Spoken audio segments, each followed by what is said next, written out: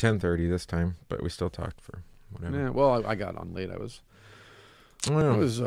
concluding some very important business that I've been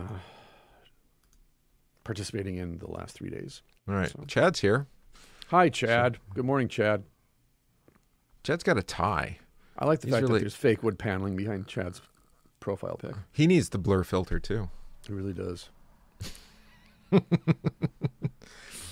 Sometimes I think that it should be a reverse blur filter, though. Like, you should be blurred out and the background should be clear. Yeah, because that's actually how I feel most of the time. Yeah, right. Kind of blurred out. Especially on YouTube, especially. Yeah, it's just Friday morning. Have to deal with the kids in the morning.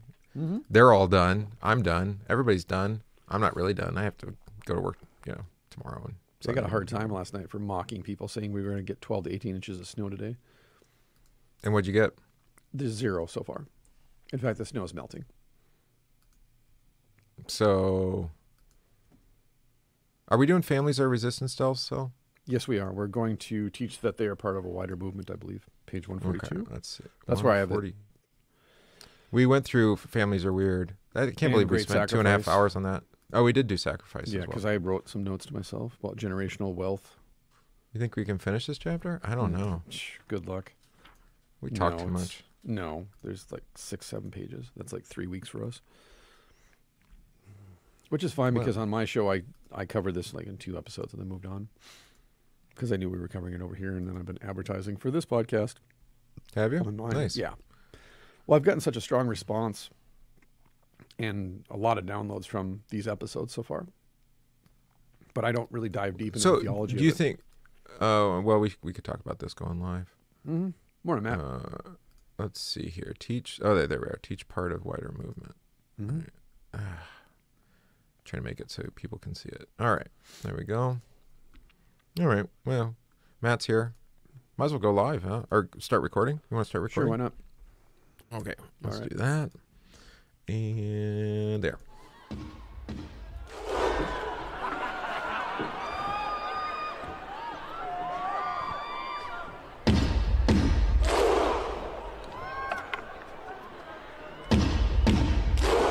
Hey, everybody. Welcome back to the podcast. This is the Banned Books Podcast, episode number 230. And we are your hosts, Christopher Gillespie. Chillin' and willin', maxin' and relaxin'. And I'm Donovan Riley, and I'm just doing this because I'm paid to do it. Otherwise, I'd be playing Halo Infinite right now. So, I tried to adjust your microphone volume on this end, but that makes it clicky. Clicky. So you can just turn it up a little bit on your doodad there. Your highly technical. There we go. Thing. How's that? Okay. Yeah, so that we're closer to each other. There we go. In volume. It's back just a little bit. Yep, there we go. So this week we are back on Live Not by Lies, a manual for Christian dissidents by Rod Dreher. And again, we'll be back in the chapter Families Are Resistance Cells, because if you have not been paying attention of late, or you don't own a TV and you don't participate in culture, at least in the United States, but I get feedback from other people that I know around the world, there's a blatant, overt attack on families now, especially in the United States, especially in relation to the school districts and the teachers' unions in the state. At least in Minnesota, we've been told that the state has the ultimate authority over your children. Right. And they can decide what's it's more best for them. blatant, right? This is... I think we're naive to think that those attacks haven't been happening for 7,500 years. No, they have. I think they've been happening since the 50s, but the point is that now it's just blatantly overt. No, I was going to say before that. Do you know there was all sorts of rhetoric going around in the 50s about depopulation, about not forced depopulation like we have now with medical technology, but rather about worries about family sizes being too small. It was in the 50s. Then the baby boom changed that, but changed that logic or that rhetoric for a little bit, although it's back now. You know, what do they call it? Demographic winter, right? It's the language of it. Is that that's how we're going to phrase it? Right. Well, and so, I mean, it is a difficult balance, right? Because say be fruitful and multiply is a word of, it's not a word of command, I would say, but a word of giving by the Lord, right? It's like, here, I'm going to make you fruitful and I'm going to give to you. Work and children and family, and society. I'm going to build these things up. And then we come and we say, well, you know what? We have a better idea how this is all going to work out. Right. And it's true that we have freedom, to exercise these things. according to faith. But that's the Right. key. It's according to faith. And the faith is that God has gifts for you. And you say, okay, here, I'll take the gifts you have. But we've gotten to the point now where it's like, we have to manhandle everything. Manhandle. How's that for a sexist language? Even creation, right? So climate change is something that we have to get a handle on. You're like, the climate? Really? So I've been, you and I have both been watching Community. You're way ahead of me. I just started, so I'm still in Season the first 3. season. But the human being, I can't not, whenever someone does that now, makes some politically correct statement, I automatically go to the human being. The non-player character. Yeah, the non-player character. Because he's obviously a gimp. Right. And have you gotten horrific. to it where there's the pair? Where there's Yes, the I other? just got to that one last night. Okay, yeah. Yeah, the Valentine's Day episode where he That's found it. a little human being to go with him. Oh, it's horrifying. So to your point, though, because I was reading this morning, in 1972, Jonas Salk testified before a Senate subcommittee that, quote, polio vaccine is responsible. Well, since 1961, all polio outbreaks are a result of the oral polio vaccine. What? Yeah, he testified in 1972 that since 1961, The guy who created the polio vaccine. all polio outbreaks are from the oral polio vaccine, which should sound familiar to those of us who've been paying attention to the Gates Foundation's work in Africa. Yeah. Because they're being sued by African nations for causing polio outbreaks from the polio vaccines they've been giving. I posted this video on Facebook where I still using that as not in its intended use, just to see how long I can persevere at it. But, something about, the Pfizer CEO talking about how, there's no liability, right? Mm-hmm. We won't actually deliver our vaccines to countries that have don't have a liability shield. And people are like, well, what does that actually mean? And blah, blah, blah.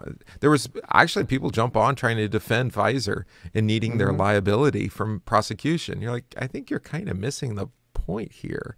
Is that why Pfizer won't give their vaccines to any country that has not waived that liability? That's what I was just saying. And also, that's also why Pfizer's not publishing the data. Well, it's going to take 75 years to publish all the clinical data. Sure it does. It took them 10 days to approve it, but it'll take them 75 years to publish the data. But as we published in the Telegram page, and then I did it on Channel, Instagram. chat, whatever it is. Telegram channel, page, chat. I think it's a chat, actually. Yeah. Whatever. They actually know how many people died within the first 90 days. Well, they published that. Yeah. Yeah, they published it. That part it wasn't actually published. It was leaked. Yeah, it was 1,200 just from their vaccine. Mm-hmm. According to Pfizer's own data. That's not theirs. That's Pfizer tracking. Right. And I think I also published this in the group too, that there's now researchers arguing that those VAERS numbers are underreported by a factor of 41. That they should be 41 times higher than what's being reported. Yeah. Based on statistics taken from Scotland, Britain, Israel, United States, and other countries. Yeah. Our data tracking here, for being such a well-developed, leader of the free world or whatever we're called. It's like, and we're not tracking data. And so we look at UK, you can look at Israel, you can look, even Germany, which is, it doesn't even, you don't want to live there. That's all I'm going to say, regards to this. Right. Even they are publishing more complete data sets than we are here. Right. So Again, there was an article this morning in Houston, 52% of everyone who's died, quote unquote, from COVID in Houston had diabetes. Yeah.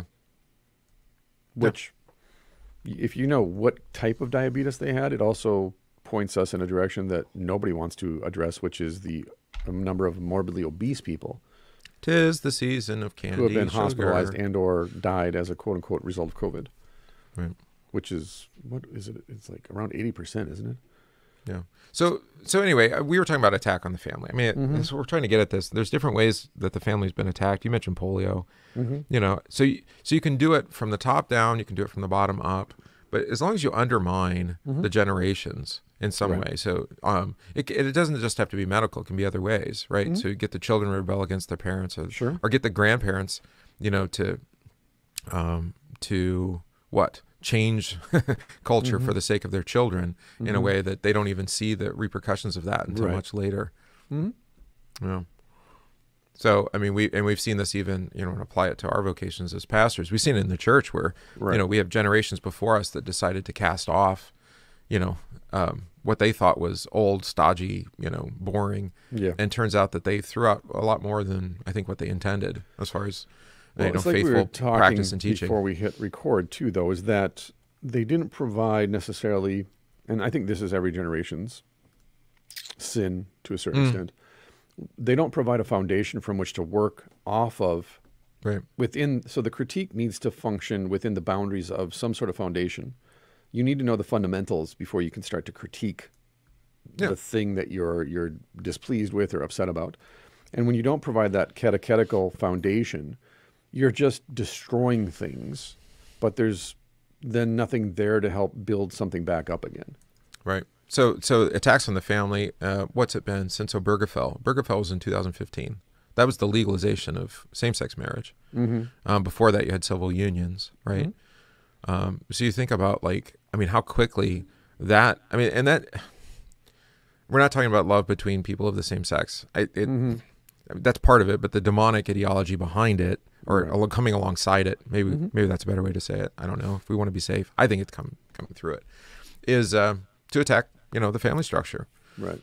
Because that's God ordained, right? It's given in Scripture. Right. So, and if we're going to take, even the mythology, if you're going to call Genesis a myth, it's a foundational myth for all of Western society. So, yeah. So to attack that, why? What are you trying to undermine? And it's everything. I mean, there are people in this world who would rather there not be any family. Right. Or, and any way we can undermine that, come after children, that children are like wards of the state, basically. Correct. Right. And the state is some kind of, not as we think of it today, benevolent entity is how right. Or even just neutral, but rather, by state, we mean like the corporate technological oligarchy that's controlling all of life. Right. And not even in a necessarily illegal kind of scheme with laws and lawmakers, but rather by just controlling behavior and consumption, right, and education. Well, that's Neil Postman's point that he makes so. in Amusing Ourselves to Death, and his book on childhood is compulsory education and corporate media are the two arms of government propaganda and indoctrination. And if you don't comprehend this, then you can't comprehend how society is formed and shaped by these two entities. Yeah, and that's why Chad's comment's so good here, right? The Prussian model. It's the Prussian model, but made corporate. Yeah. And I think, and John Taylor Gatto, the OG of all this, he's done extensive historical research and written about this in a way that's easily readable, easy to comprehend, and easy to follow along with. And he's got credential. Yeah. Is that the Prussian model, which was refined with the Chicago factory model in the United States, and then moving forward in the 60s and the 70s with charter school models, Montessori school models, and so forth moving forward, you see the diffusion. And yet, as you've encountered and I've encountered, is that when you start homeschooling, for example, and you break free of the shackles of compulsory education curriculum and recognize that isn't necessarily the most conducive curriculum for learning, actual learning. Right. Other people then look at you and go, what are you doing? And it's like, well, you don't have to do education that way. Actually, there's numerous models that you can use. Well, even just that concept of education. Yeah. I say it today. It's like, what's the purpose and what's the goals? Right. And if you ask people, most people don't even know why we're doing these things anymore. No. It's just what we do. It's like, well, what? Because we want kids to learn. Why? Learn so they can get a job. Why? So that they can go to college. Why? So that they can take out debt. Why? So that they can work to pay back the debt. Their debt. Yeah. Right. Oh, and so then they can pay taxes. Right. Okay. Correct. There you go. That's the whole system. That's the reason we do all of this. Yeah. That's it. Really? Not like creativity, artistry. That's not relevant. Innovation. Not relevant. Or like just expressiveness of the particularity of each child. Right. Only if we can get tax revenue from that is that relevant to us. Huh. Yeah.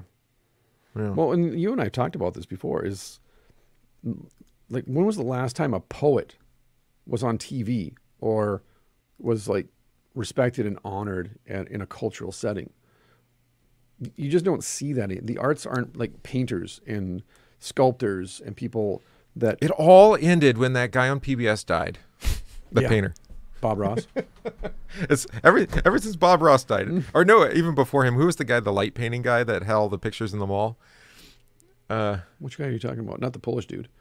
No. He was American, and he ended up, he was an alcoholic. He ended up, I think, drinking himself to death. But he had all these paintings where people love, especially Christian bookstores, love to have these paintings because he'd paint these idyllic scenes with snow and there was light glistening on it. Yeah. Somebody will remember. It turns out he was actually had quite a very dark existence. I think you're talking about the guy who painted those scenes and then added like dinosaurs and aliens. Yeah, the original, not the dinosaur ones. Yeah. Interesting. If you don't know what we're talking about, go online and just do an image search. We got to find it. I got a link to it. Somebody here watching, listening will let us know. We'll add it in. Right, but anyway, Bob Ross is dead. Well, Bob Ross, I mean, is that high art? It was fine. He was trying to teach people to paint, I guess, but right. It gave birth to an entire generation of people who went into community college art classes and then donated that to the church. Yeah. Oh, there it is. Thomas Kincaid. That's right. Thomas Kincaid. Thank you, Chris. That's why we like the live streamers. Yeah. And so I'll try to find a story about his death. I mean, it was really tragic. But I think too, then. Oh, drug overdose. Whoa. Was it really? No kidding. Drug and drinking. The secret. Here's an article in the. I'll use the one from not Huffington Post. Let's do The Guardian. The Secret Life and Strange Death of Arts something. You have to read that. To segue then into the book, this is the thing, is that our children today are desperate to belong to something bigger than themselves. The family isn't there for them anymore as a foundation for cultural history, like we've talked about. This sense of, I'm Irish and I know where my family comes from, and my wife's Scandinavian and she knows where her family comes from, and then the immigration to this country by our different families and how we ended up where we ended up in Minnesota or in Oregon. It connects us to something bigger than ourselves, just on a familial level. And it gives you a sense of family, tribal identity. Then you add to that Christianity. Along with ceremony, rites, traditions. Right, exactly. Yeah. You have your recipes. You have your family stories. You have these pictures and these artifacts from the past. And then you connect your Christianity and being a part of a Christian faith that goes back thousands and thousands of years. Maybe you're Lutheran or you're Methodist or you're Baptist, and that connects you to a particular tradition also. But what it does then, because the book talks about this, is it's memory plus desire equals hope. Is that what memory does, and being part of a wider movement than within that history, is it opens the future. Versus what the state wants is for you to exist in an eternal present where there is no future. And there's no past. And then there's no past. So the George Orwell thing, which for those listening, if you don't know, this week, the Orwell estate gave permission for, I don't know who, to rewrite 1984 from a feminist perspective. So a book. That's pretty meta, right? Yeah. The most famous book about state-funded propaganda is now going to be rewritten to support state-funded propaganda. To promote state-funded propaganda. That's where we're living today. So Steve says, there's no work today. Why, Steve? Because there's 12 to 18 inches of snow on the ground and you can't get out of your driveway? It didn't happen. Maybe your pastor was right again last night. Spoiler alert. Steve's part of my church. We gathered. Yeah. So what happens then when you get caught in this eternal present is you're constantly searching for something to belong to. This is how people join gangs, for example. We know this. But also this is why people join Antifa and BLM. It's why they join the Proud Boys or other groups, because you know innately that you're supposed to be a part of something bigger. You long for it. You yearn for it. Right. We're not made to be, all these statistics coming out in the last couple of weeks about, teen suicide and teen drug addiction and alcohol abuse since the COVID lockdowns. Yeah, we all know that. We said that. Because school or work was kind of their identity was bound up in those things. And when you forced them to stay home, something else had to take its place. And Netflix isn't sufficient for that. No. Neither is online gaming or any of the other quote-unquote social means for communicating with other people, but in a non-corporeal way. It was funny because people would be asking me like, oh, how are you dealing with the lockdown? And I'm like, this is how we live our life all the time. Yeah, I'm great. Actually, this is fantastic. I get back and forth to the gym a lot faster. It's a little harder to shop and stuff, but as far as being with family all day, every day, that's what we do. Right. we don't mind being in each other's presence, and we actually do, like you were saying, we have our identity bound up in that. Yes. But of course, because God made us children of our parents. Right. He gave us to them, right? Yeah. My kids coach and he at the gym said that. He gave our spouses to each other too. Yeah. The kids coach, one of the jiu-jitsu coaches, said, your kids really care about each other and take care of each other, don't they? I'm like, yeah. He's like, yeah, it's really wild. I'm like, is it? Why? That they take responsibility for each other when I'm not around? Well, how is that weird? Then you look at the other kids in class and you realize, well, their parents don't even come in the building during the classes. We talked about this in the last episode in regards to, like what would be a positive vision for political change.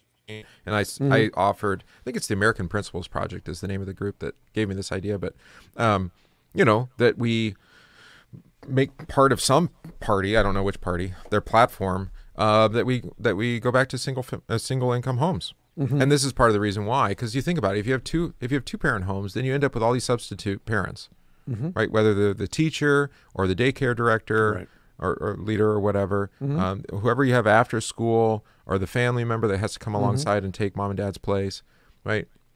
And maybe it's just mom, but even then, if you had a parent and you were with your siblings, correct, for hours a day, yes, and I didn't grow up with that for necessarily. Right. I mean, more probably than a lot of my classmates did, though, because we had long commutes and we would go to the Y a couple times a week after school. We'd spend time there. Yeah. So there was opportunity to be with each other that way, but. Right. It's interesting because we've kind of revolted, my siblings too. We've all prioritized family in a way that I think, more so than what we were able to do, growing up. Well, I think for you and myself, I mean, we talked about this in the last episode, as far as my family and my wife's family, us rebuilding family has been really the priority of our marriage because we didn't have that growing up. Yeah, right. And for you, it might be a little bit different motivation, but I think the same trajectory. Yeah.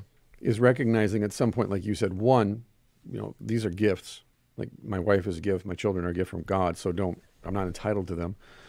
But then secondly, recognizing in the end, as we preach, there's nobody who knows you better than these people in this house.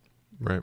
And when mom and I are gone, the only people you're going to be able to rely on 100% to show up for you are these people.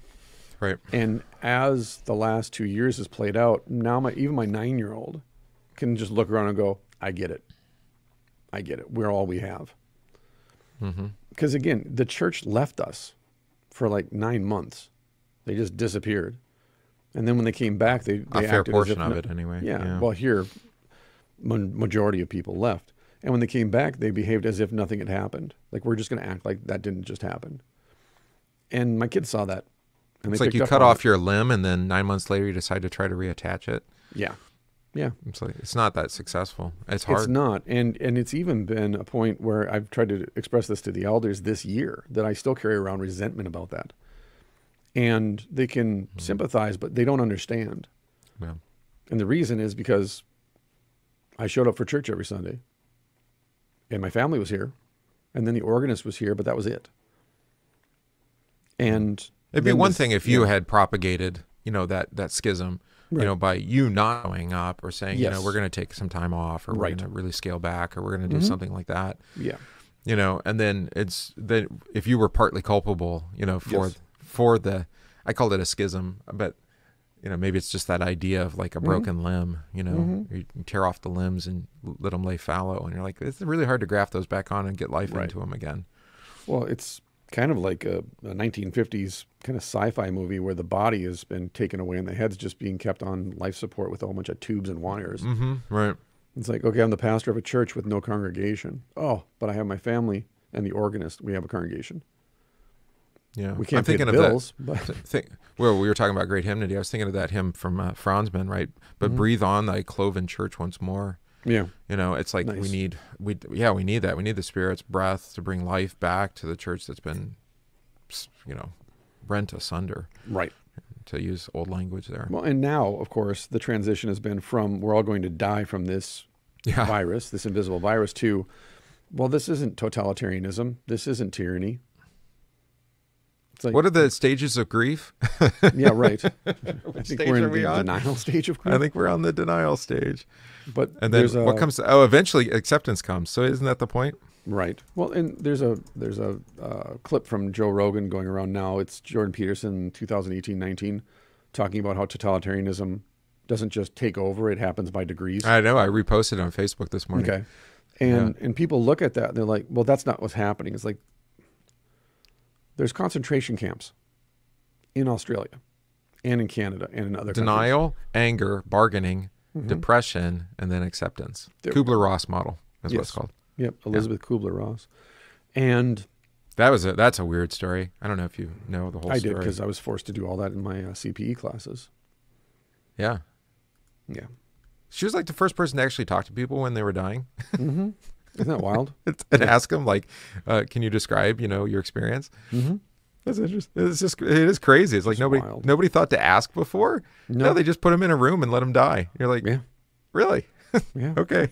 Jeez. What unsympathetic cowards. But yeah, well, Pastor, why are you talking about communism all the time? Why are you talking about tyranny all the time? Why are you defining totalitarianism for us all the time? I was like, you don't see it, do you? No, they don't. Because they're already slaves. They've been slaves in their own mind since they started school. They've been indoctrinated, and then they've been culturally conditioned to not see it. And actually, not only not to see it, but to accept it and propagate it. Well, and I remember distinctly, like before the election, so like September, October last year, or 2020, right? Is that when the election was? I don't even know what year we're in. We're almost in 2022. Crazy. Oh, then the statute of limitations runs out. We're all still recovering from 2020, so it doesn't really matter. No, it's true. And I don't think we should move past 2020. I think we have to actually reconcile ourselves with what happened that year. Yeah. Before we really know what's going on now. But what was I saying? Oh, September, October. We're talking, and I was talking to family or friends or whatever, and say, now you read this Build Back Better plan. Now tell me what this actually is. Point by point. This is socialism moving to communism. This is what it is. Right. Like what? Like no. We just need we just need to get our checks. We need our cheap prescription drugs. I'm like, there's other ways to accomplish those things. Right. Right. I mean, I don't have any problem with the government, instead of spending money on things, just giving the money back to us. I don't have any problem with that. That's fine. Let's actually just completely demolish much of the administrative state and return the money to the people. 100%. That would be fine with me. And prescription drugs, regulating those companies from gouging people, that's okay. I'm okay with a little regulation there, because clearly they make plenty of money. But people didn't see it. The people I talked to, they're like, no, this is not communism. They're Democrats. They're not communists. I'm like, that's just a name. It's just a branding. Right. It's like, well, and the Republicans, blah, blah, blah. And they're like, yeah, it's just another name. They're completely on board with this idea. At least the people, most of the people, maybe not the more populist strain, but the rest of them, they're completely on board with it. It's consolidation of wealth in the top 1%. We've had more of that in the last 5 years than we had anywhere before Occupy Wall Street. It's like Occupy Wall Street, we went and protested it, and then actually facilitated doing even more of it. Correct. Yeah. It's wild. It's really wild to see the generational flip. And now we're actually promoting it, and we elect people to Congress who want even more of that. Yeah. Like, what? I'm confused. Learned helplessness. Right. And learn it, connecting it to the family. I mean, we're trying to do this. Last week, I took the first 40 minutes of the show and put it to the end. We might do that again on the podcast. But to the family, learned helplessness. Why? Because you don't have that support structure around you that builds you up. And no, it's not even catechize. Catechize is a good word, but just teaches you how to function in a civil state, in a civil society. Because the closest civil society there is mom and dad and your siblings. Right. And like your family, if there were 5 or 10 families like yours, you could actually live together in community and actually be pretty prosperous. It'd be phenomenal. Phenomenal. Because, well, to your point, I was just thinking about this morning. My 9-year-old is now making coffee for himself in the morning. First thing he does when he wakes up. Right. And I don't mean we don't own a percolator. This isn't French press or this. Like, he goes to our espresso machine and fills it, tamps it, grinds it, fills it up with water, gets everything prepared, makes double shot. Like, he does the whole thing. He's 9. So when other people are talking to him, it's really not that hard. It sounds hard. It's not. It Right. sounds hard, right? But it's not. It's very mechanical. It's very methodical. You do it correctly, no problems. So, but he has ownership of that. And I use it as an example then because then broadly speaking, our kids all know how to cook for themselves because we've taught them how to cook for themselves. Now, Yeah, we don't make them breakfast and lunch. They have to figure that out on their own. correct. And then because my wife is a baker, we teach them how to bake. And we actually use that as a part of their chemistry curriculum, and their home economics curriculum is to teach them how to bake, how to use measures. Yeah. Ratios. And then we work chemical backwards process. into gardening. And then from gardening, we're working backwards into, we're planting trees and we're planting bushes, apple trees, elderberry, sugar maple, raspberry, all these different things. And then as they grow and the kids then have their little section of the garden where they're harvesting, now all of a sudden, like you said, this is the problem that the state has with families, is when you do this and you teach your children how to take care of themselves and you teach them how to be sufficient, and then they only tangentially need the state, it disempowers that centralized state power that they want. Because now mom and dad taught you how to do all this stuff for yourselves. So you have mom and dad around to make you coffee. You have mom and dad around to bake and to make things for you. Or maybe you don't even don't. Maybe you just end up using the Keurig. Sure. Which is terrible coffee, and you have no understanding of the process of how coffee is made. Oh, no. Right, because you didn't grind it. You didn't. Correct. You don't have to deal with anything like infusion or Right. percolating, or what's the other method? Drip, I guess, which is that's not infusion, right? You don't understand the chemical process. You don't understand how it's made, and so then you don't even appreciate it then as a consequence of that. Right. And I think that maybe that's true. You want to talk about family, but like we just had our teacher here in the school gave birth to a daughter this morning. So thanks be to God for that. Yeah, that to Mariah, and I forget her husband's name. They're not members, but daughter's name is Dorothea, which I appreciate since I have a Dorothy myself. There we go. Right, but anyway, like the birth process. I talk to catechumens; they have no idea how a child is actually born. Yeah. Like I'm not talking about like the whole sex part. I'm just talking about like labor and delivery. Right. Like they say that the baby's in your mom's stomach. I'm like, no, it's in the womb. What are you talking about? Right. So basic biology, and what was the other aspect of this? Oh, and then it also happens with death. Right. And so you have the primary place where you learn about birth and death is in the family. And yet these children, I end up encountering 11 to 13-year-olds, 16-year-olds, whatever. They have no awareness. They've never been to a funeral. Right. They haven't been around somebody dying, even more so. Right. They haven't been around anybody like and delivering. They don't understand how a child, comes into this world. Right. So they have no appreciation of any of life then in general, I would say. Yeah. It's almost just materialist at that point. It is. Because you don't beautiful. have any connection, for example, to the means of production. To your point is that my two oldest were present at the birth of their sibling. So my son was present when his little sister was born. He happened to be asleep during the coming out part, but he was there before and the after part. Okay. And then my That's daughter probably was there. sufficient.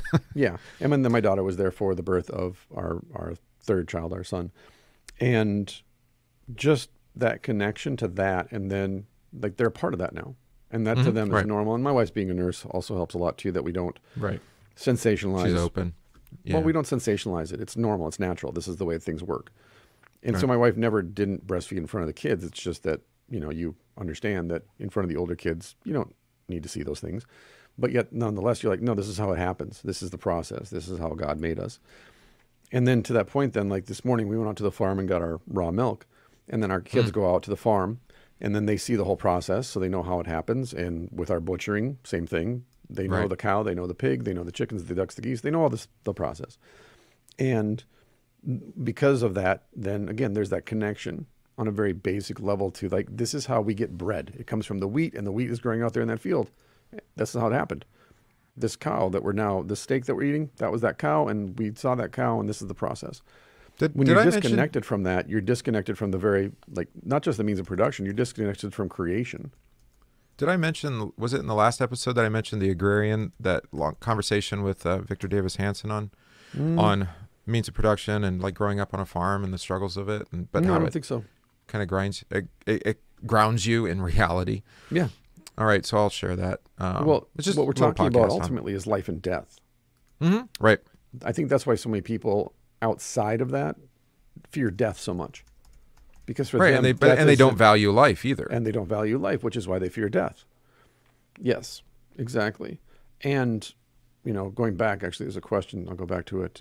D. Fresh says, in your congregations, are you seeing an increase in new people and families? And Yep. Yeah, Yeah. I am. I have an almost entirely new congregation now.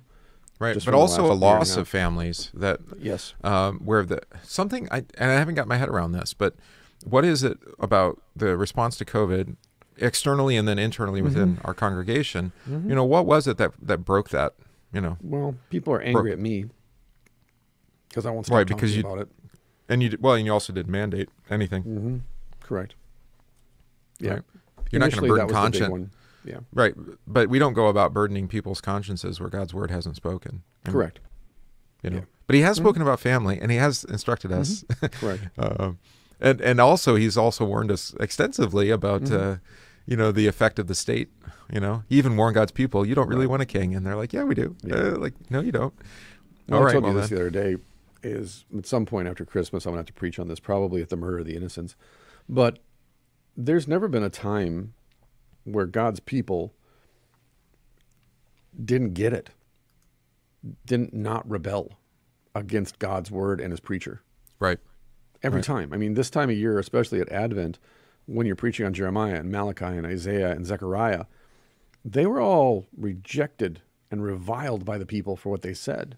And even like in Malachi's case, that was the reading from 2 weeks ago, when Babylon invades Israel and God says to the people, stay here, let the Babylonians rule over you and everything will be fine. I'll protect you. I'll provide for you. And they go to Malachi and they're like, what do we do? And he's like, well, you can stay here according to God's command, or you can flee to Egypt. But if you flee to Egypt, God promises you that the Babylonians will invade Egypt and they will annihilate you, all of you, along with the Egyptians. So Malachi says, stay here, God will take care of you. You just have to live under the Babylonians. Flee to Egypt as refugees and you'll be annihilated by the Babylonians. And so what do the people do? Isn't it incredible? Like for us today, I mean, to live under the Babylonians or the Romans, that actually sounds pleasant. Yeah. Relative. Yeah. So what did God's people do? I'm sorry, I interrupted They you. fled to Egypt and were annihilated. Yeah. Egypt, a great place. We've had a great history there. Yeah. Let's try that again. But even then, my point, and sometimes like last month, I was preaching from the prophet. I literally headbanged on the pulpit. Like I slammed my head on the pulpit because I'm saying it. I'm looking at all my people and they're kind of chuckling at this. And they're chuckling at what I was saying about the text. I wasn't even like preaching humorously. I read the text. I was quoting it and they like chuckled at it because it was kind of funny. And I just like did a head slam because I'm like, it's you. He's describing you. It's not funny, but it is absurdly funny when you're preaching it because you realize, that's my point. When God's people hear about God's people, they don't repent. They laugh at it and be like, that'll never happen here. That never happened. I'm like, again? Yeah. And you think about like Moses, when they get through the Red Sea and Moses, he says, hey, teach this song. Right. Learn this song and teach it to your children. Don't forget it and keep, it doesn't, And thankfully somebody must have remembered it because they wrote it down. Right. But then you also had the same thing with the Passover, right? Celebrate this every year. And then they didn't celebrate it again until they got in the promised land. And Josh was like, what's going on here, guys? Right. And the point is this. Sorry. The point is this then, is that once you reject God's preacher, you reject God's word, it's said then that the men of Israel married women who didn't worship the true God. They then were unfaithful to their wives. Right. And their children grew up without faith, without a family. Is that one is a direct correlation to the other. When you mean a family gathered around God's word? Correct. Yeah. There were families, quote unquote. Yes, but they were there. Their grounding was pagan ideology primarily. Yes. Yeah. And their faithfulness was marked by taking lame goats or an ox that was half dead and offering that as a sacrifice, because this is the point too that I think people miss all the time. Oh, you mean a half-assed church? I've never met one of those. Yeah, I know, right? What you miss all the time is this, is that the people never stop worshiping and offering sacrifices in the temple. But the reason they're doing it is purely mechanical. Right. They have no faith in the This is just what we do. Yeah. Right. So God says, this is why you will offer your firstborn the best of your flocks. This is why. Then they interpret that to mean in 3 or 4 generations, as long as we provide a sacrifice on Sunday, everything's fine. It doesn't matter what kind. And this goes back to Cain and Abel. Right. So they end up forsaking their heritage. Correct. Because and then they complain. The attack on the family. And, yes, and going back to Jeremiah and Malachi, they complain, how can you say this about us? How can you accuse us of these things? It's like very carefully. Yeah. That cow is half dead. I think it's got cholera. And they're like, yeah, but it's a sacrifice. What was it, West Nile? Or what was it? Mad cow. West Nile virus, yeah. Mad cow disease. And you're looking at that, and like I've said here before in the past, now it's long behind us, thankfully, God doesn't do plastic worship. Plastic plants, plastic candles, plastic everything, plastic cups for the sacrament. He did give us petroleum for our good use, though. Sure. I don't know if that was the intended use, though. Yeah, no, it was combustion vehicles. Yeah, of course. Again, go back on Louis C.K. and the polar bears. But again, it's there. God's word is there. His injunction is there. Do this and you'll live. Yeah. And then they keep moving further and further away from the intent. So their faithlessness is actually on display every Sabbath in the temple. And that is what they call faithfulness. Their unfaithfulness, this is the paradox. Their unfaithfulness to them is a sign of their faithfulness. Even though they know in their heart, there's no faith behind this. We're just doing this mechanically because we have to. I don't know if you saw the Twitter threads on this. It doesn't really pertain to family, but it was interesting because apparently there's in the ex-evangelical or the post-evangelical, I guess you can call it a tradition now. I don't know what it is. Movement, Phenomenon, fad. Phenomena. Yeah. That there's this attempt to rehabilitate the Pharisees because they're saying that, the way that we talk about Pharisees is anti-Semitic. So they were never gone, though, right? I mean, that's the point.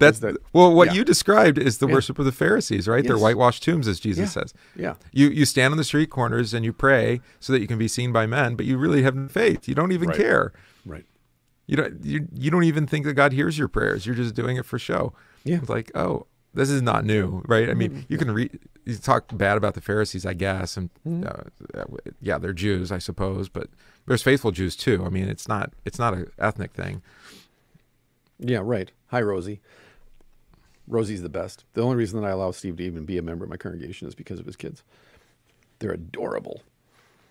That's fair enough. That's pretty good criteria. Actually. I think so. Well, it says a lot about their parents. Well, it just gives me hope I can convert the kids because the parents is it's a lost cause. Well, it's harder to convert parents. It really is. And to the point then, and we can segue into the book now because we're at 40 minutes. I've been hammering on this a lot, and I'm going to hammer on it a whole lot next year, which is that the number one threat to a child's faith are the parents. That's not the pastor? It's not the state? Nope. It's not. Likewise, it's not the Netflix? number one example of faithfulness and charity are the parents. Right. And if you read the fourth commandment and you don't understand what it means to honor and cherish, that's wrapped up in that. Right. And even my experience, even like grandparents bringing their grandkids to church, it helps. It's better than nothing. Sure. Absolutely. It's still not the same. No, because the kids know. Yep. They know. Again, inherently the kids know mom and dad. Well, of course, mom and dad are bad mouth in church and bad mouth in the congregation and bad mouth in the pastor at home. Especially if they serve in leadership roles, right? Absolutely. And the reason that the grandparents pick them up and bring them is because the parents can't be bothered. Or, in my case then, shout out to my grandparents in my congregation. Parents are angry, yeah. My grandparents that bring the kids to church recognize that where their parents are taking them to church, they're not getting the word and they're not getting the gifts of salvation. Ooh. So they're undermining the parents. 100%. Particularly because they're unfaithful. At my directive, actually. Wow. Yeah. Like I've said before, and this was controversial back in the day, is I've said to grandparents, baptize your grandchildren. I don't care what the parents want. They're violating the first commandment and the second and third. Yeah, well, that's that notion that I know I wasn't taught that children can call their parents to repentance. Yeah. Yeah, sure. Weird how you never were taught that. I wonder why. Right. Well, I mean, I don't think it was because people didn't believe it. It just wasn't taught. Yeah. Right. Well, and then consequently, you don't end up not believing it because you don't teach it. What was interesting, though, the pushback I got then was other pastors saying, but you're violating the fourth commandment by saying that. I'm like, yes, I am, because the first commandment takes priority over the other 9. Right, and the parents are dishonoring the Correct. office themselves by dishonoring And the I was faith that all was alone handed in the down to room. them. I was all alone in the room every time. Wow. Crazy. Yeah. I wonder what they'd say now. No, they were thinking practically, not theologically. I get that. It's going to cause, it's going to upset the boat. It seems like a contradiction to say that they were thinking practically, but not theologically. Well, they're thinking practically with a different theology. There we go. There we go. They're just not recognizing that it's a theology. Yeah, don't upset the apple cart. So that being said, then, the Bendas, my favorite family now, is that, consider them friends. like I said to the grandparents, like I teach the kids, like I tell everybody, you're a part of something bigger than yourselves. And it's not the cult of COVID. It's not the cult of the state. It's none of these things. You're a part of something bigger than that, which is the Christian faith, which, according to the Bible, means that you've been a part of this since before the foundation of the world. How do I baptize without parents? Easy. Water, word. Yeah, words and water. Yeah, hands. Yeah, and then obviously the grandparents are the ones who are taking charge to make sure the child's raised in the faith. Yeah. Well, explicitly and overtly, they've already been doing it. Yeah. Right. Well, that's right, or they wouldn't have brought them in the first place. Yeah.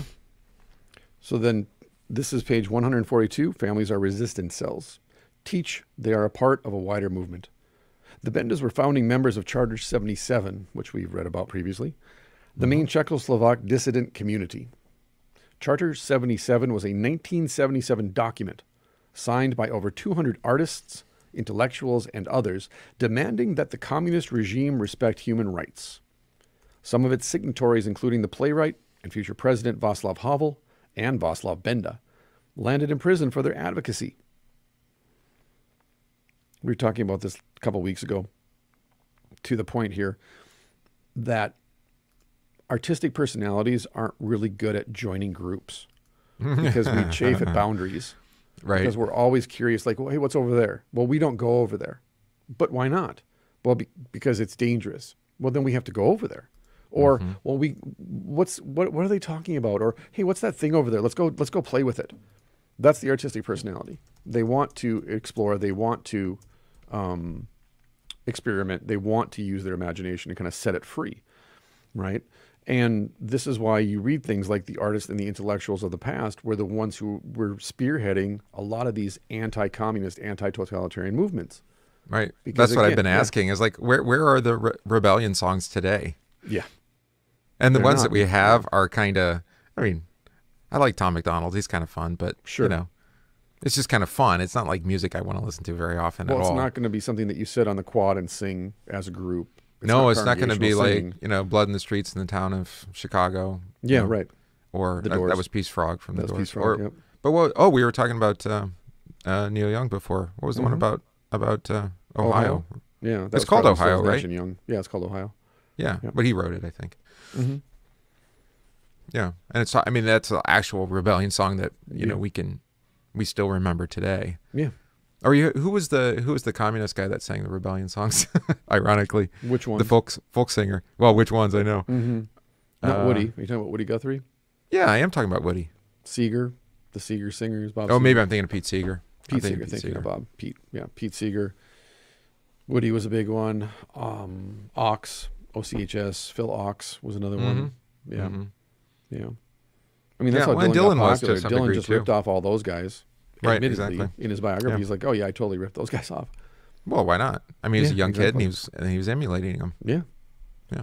So the point being, then, in the old days, it was the artists who That were spearheaded leading these the movements. rebellion. Yeah. Because they recognized, oh, this feels like boundaries, Uh-huh. and these are artificially imposed, and they're not beneficial to anybody. Right. Well, and I think when we talk about boundaries, we want to be careful here.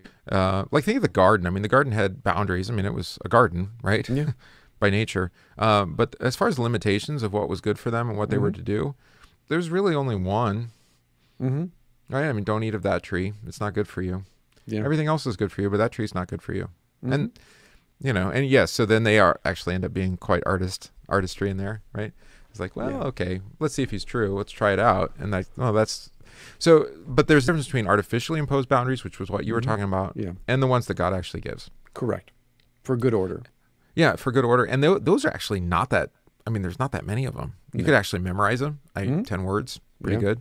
Like, don't cheat, don't steal, be good to one another, honor your, take care of your parents, Well, they give freedom. That's the thing. The weird thing is we interpret command monolithically, deterministically. Not as words. Bad. Right. You're boxing me in, man. Versus, as an example, because I was having this conversation. Well, you're boxing in the sinner. I mean, that's for sure. You are boxing in the sinner, which is how you give the sinner freedom. Which is actually good, yes. Because the old Adam wants to live without boundaries. He wants to be a true anarchist, or at least a truly autonomous individual. Yeah. The problem is the old sinner let off the leash tends to do more. Well, again, I'm reading towards the end of the book in Warrior Priest podcast. We take the place of God and we act as if we are divinity, and all we do is unleash more chaos and destruction in the name of utopia. Yeah, because this is an interesting thing. We call it procreation when we bear children, but I think that's true really with regards to everything we do, right? Sure. Think of who was it that confessed this? Oh, it was Johann Sebastian Bach, right? It's like, he ended every work, to God be glory. He recognized that any good that he would create is a gift to him from God, right? Working in and through him. Whereas if we try to live apart from God, all we can do is create chaos. We don't even create. All we can do is wreak, chaos, disorder, destruction, death. Right. That's all. We're capable of. We read when we were reading Simone Weil's essays and the one about evil. Oh, that evil. Evil can only repristinate what God has created, because evil can't create. It can only take what God has created and then repeat. In a destructive way, and it ultimately is destructive. The recap. Just what's the word for that? Recapitulation, whatever. But regression. It's a regression. Or what do you call it when the sun's dying? That the universe is growing older and dimmer. And what's the word? The scientific word? Not regression. Well, no. Oh, entropy. That's the word I'm looking for. Yeah. That's what that's the nature of life apart from Christ. It's entropy. Correct. And that's what the commandments. We're in the shadow of death, right? Drifting, the long shadow. Right. Yeah. And if you don't understand how this works, talk to anybody who has become obsessed with something that is not their spouse. How about that? And let's tie up. We can tie the commandment against adultery with the commandment on coveting, because they kind of work hand in hand, right? Yeah, they go hand in hand. Whatever you replace eyes lead to flesh, right? Sure. So let's say, in a benign way, since I'm playing Halo Infinite nonstop right now, let's say that video gaming and playing online replaces time with my spouse. So every free moment that I have, I'm online gaming. Not even talking about like internet pornography addiction, but just anything within the online. Are you capable of doing anything without obsessive personality? Me? No. Yeah. Okay. No, I'm just so we're clear here. Yeah. You don't just play Halo. I mean, you really play Halo. Yeah. No. You're right. That's how this works. Right. I am. So you become so focused on something that you think satisfies. You believe it satisfies you. And in that moment, because we're prisoners of the present, it satisfies me more than my spouse, who I've been with 3 years, 10 years, 50 years. And it replaces them for that moment until it no longer satisfies me. And then I go back to my spouse, and then I find a different thing to replace my spouse. Right. And I'm constantly looking for something to satisfy me when what God has given that will satisfy me 24/7, right there, asleep in bed next to me, for example. And rather than just acknowledge, hey, I think this is taking away from my real life relationship. This is not relevant. It's not vital to my life. It's obsessed my mind, my emotions. It's all I think about during the day when I'm not doing it. So even when my spouse and I are doing something, I'm not thinking about my spouse. I'm thinking about how long do I have to be with my spouse or my kids or at my work or whatever it might be until I can get back to that thing. Well, this is what we were talking about with the protest songs. But I think great art and truly creative art doesn't lead you out of life, but it drives you further into the life that you have, that you've been given. It's just that we have the gifts. We have that whole expression about escapism, right? Yes, right. Right, like, and film does this for sure. For you and I mean, the film that we enjoy the most are the ones that help us better understand who we are, what this world is, right? You know, and it's not, the popcorn escape is a thing like the Marvel Cinematic Universe. Sure. it hasn't really done much to benefit society in any way, or It's not supposed to. It's a distraction. our children aren't living more noble and virtuous lives as a result of the examples of these superheroes. Correct. As a matter of they've completely become passive neutral, Right. towards about defending their neighbor, for example, which you would think you'd get the example from those of like, oh, it's good to help your neighbor, but it's not. You have to rely, everything has up to, with this though. you have to rely on the It's superhero to take care of you. I was talking about High Noon because it's in the book, in the Benda family. Oh, yeah, High that's right. Noon, Yeah. and talked about it on my show, and then I went and rewatched it with my wife, and it's a fantastic movie. And you Gary watch Cooper. it, Yep. and like I said to you after, I was like, I think every pastor should be required to watch this the first 6 months when they're ordained and serving a congregation, because this is the pastoral life in a nutshell. It really. Well, and there is. was the Clint Eastwood one too, where he actually is a Unforgiven or pastor. Pale No, Rider? no. Yeah, Pale Rider. Yeah. I think that should be in there too. Hell yes, it should be. It's a fantastic movie. And then Yeah. speaking of loving your neighbor as yourself, Correct. that's a great example. But you watch those, and I grew up watching that stuff because my dad was into Westerns. And so I was up, he would just wake me up at 10 o'clock, 11 o'clock on a Friday or Saturday because that's when they used You to probably have had those like movies the on. complete Louis L'Amour collection He too, did. right? He had the entire Louis L'Amour. Yeah, and some Zane Grey. Yeah. Yeah, Zane Which I Grey, yeah. can't stand, which is ironic. But It's like the Christian romance version of Yeah. of Westerns. yeah, I'm more of an Elmore Leonard Westerns kind of guy. But Speaking of driving you further in and deeper into humanity. that's the Not point, out. is that Westerns are morality plays, right? This is why Historically, Kurosawa sure, took from yeah. them, because he recognized, there's something like that can build a bridge back to the samurai culture and Bushido. It's the Westerns. And they're That's why- transcendent morality plays. Exactly. They can transcend culture. Yeah. Exactly, which is then why Sergio Leone stole from Akira Kurosawa to make his spaghetti Western movies with Clint Eastwood. It all comes around. So, like you said, though, generations grew up watching those things. But in the past, the generation that grew up watching High Noon, for example, and those other Westerns from the 40s and 50s, like my dad, he went to Vietnam with this idea in his mind that what he was doing was noble. But that's not the world of Vietnam. And then he got to Vietnam, Yeah. and his eyes were opened, and it changed him, which is also then why movies changed in the 70s and 80s, and the Westerns changed in the 70s and the 80s. And you end up with Apocalypse Now. Yeah. And you end up with Apocalypse Now, you end up with Rambo. Sure. And, these types Either of Deer Hunter. glorified or completely Right. like disparaging Right. the idea of noble service. Yeah. And then Oliver Stone, of course, making Platoon and Oh, his movies. yeah. Yeah. Full Metal Jacket by Kubrick. But it's a turn from the noble hero Mm-hmm. versus the bad guy, and then the population being these sniveling, pusillanimous, sheep. Well, even those morality plays actually did have flawed heroes. They weren't like Absolutely. perfect. And that's the problem with, they try to like artificially make these superhero movies have these characters have flaws, Achilles heels Right. or whatever you want to call them. Yeah. And it's so like, it's such a caricature of like anything resembling reality that it no longer, that's why it's escapist, because it's not grounded. It's ungrounded. And you end up fighting with aliens. So you don't even have to, you're not actually doing battle with yourself or with others like you. To your point, though, right, is that you and I both know that science fiction used to be about how do I talk about something that's going on right now that's uncomfortable, that people don't want to talk about, in a way that's disarming and benign. I know. Instead of talking about Nazis, we'll talk about aliens. Right. Or, hey, like H.G. Wells, I want to talk about plastic surgery or wireless communication or mass transit. But nobody wants to read something that I write about the future of cell Well, or phones. interracial sex, and that was just on Star Trek with aliens instead. Yeah. He's like, we'll couch this within a sci-fi setting so that people can read it, and then those who pay attention, they'll get the subtext, Right. like War of the Worlds.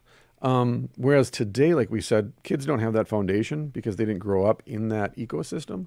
So when they watch a movie, they're purely passive. They're not thinking about the subtext, because you and And they're still being manipulated. and they're being manipulated. Whereas I think you and I, at least I do, I teach my kids how to watch movies on different levels and say, Right. you can watch this for fun, but you also have to understand they have an agenda. Every Right. movie has an agenda. We've been watching the Wheel of Time thing on Amazon, and Anne's read the books like dozens Yeah. of times. She Okay. listens to the audiobook over and over and over, and they, the effect of the woke culture upon I mean, the book is very much about male-female distinctions. Yes.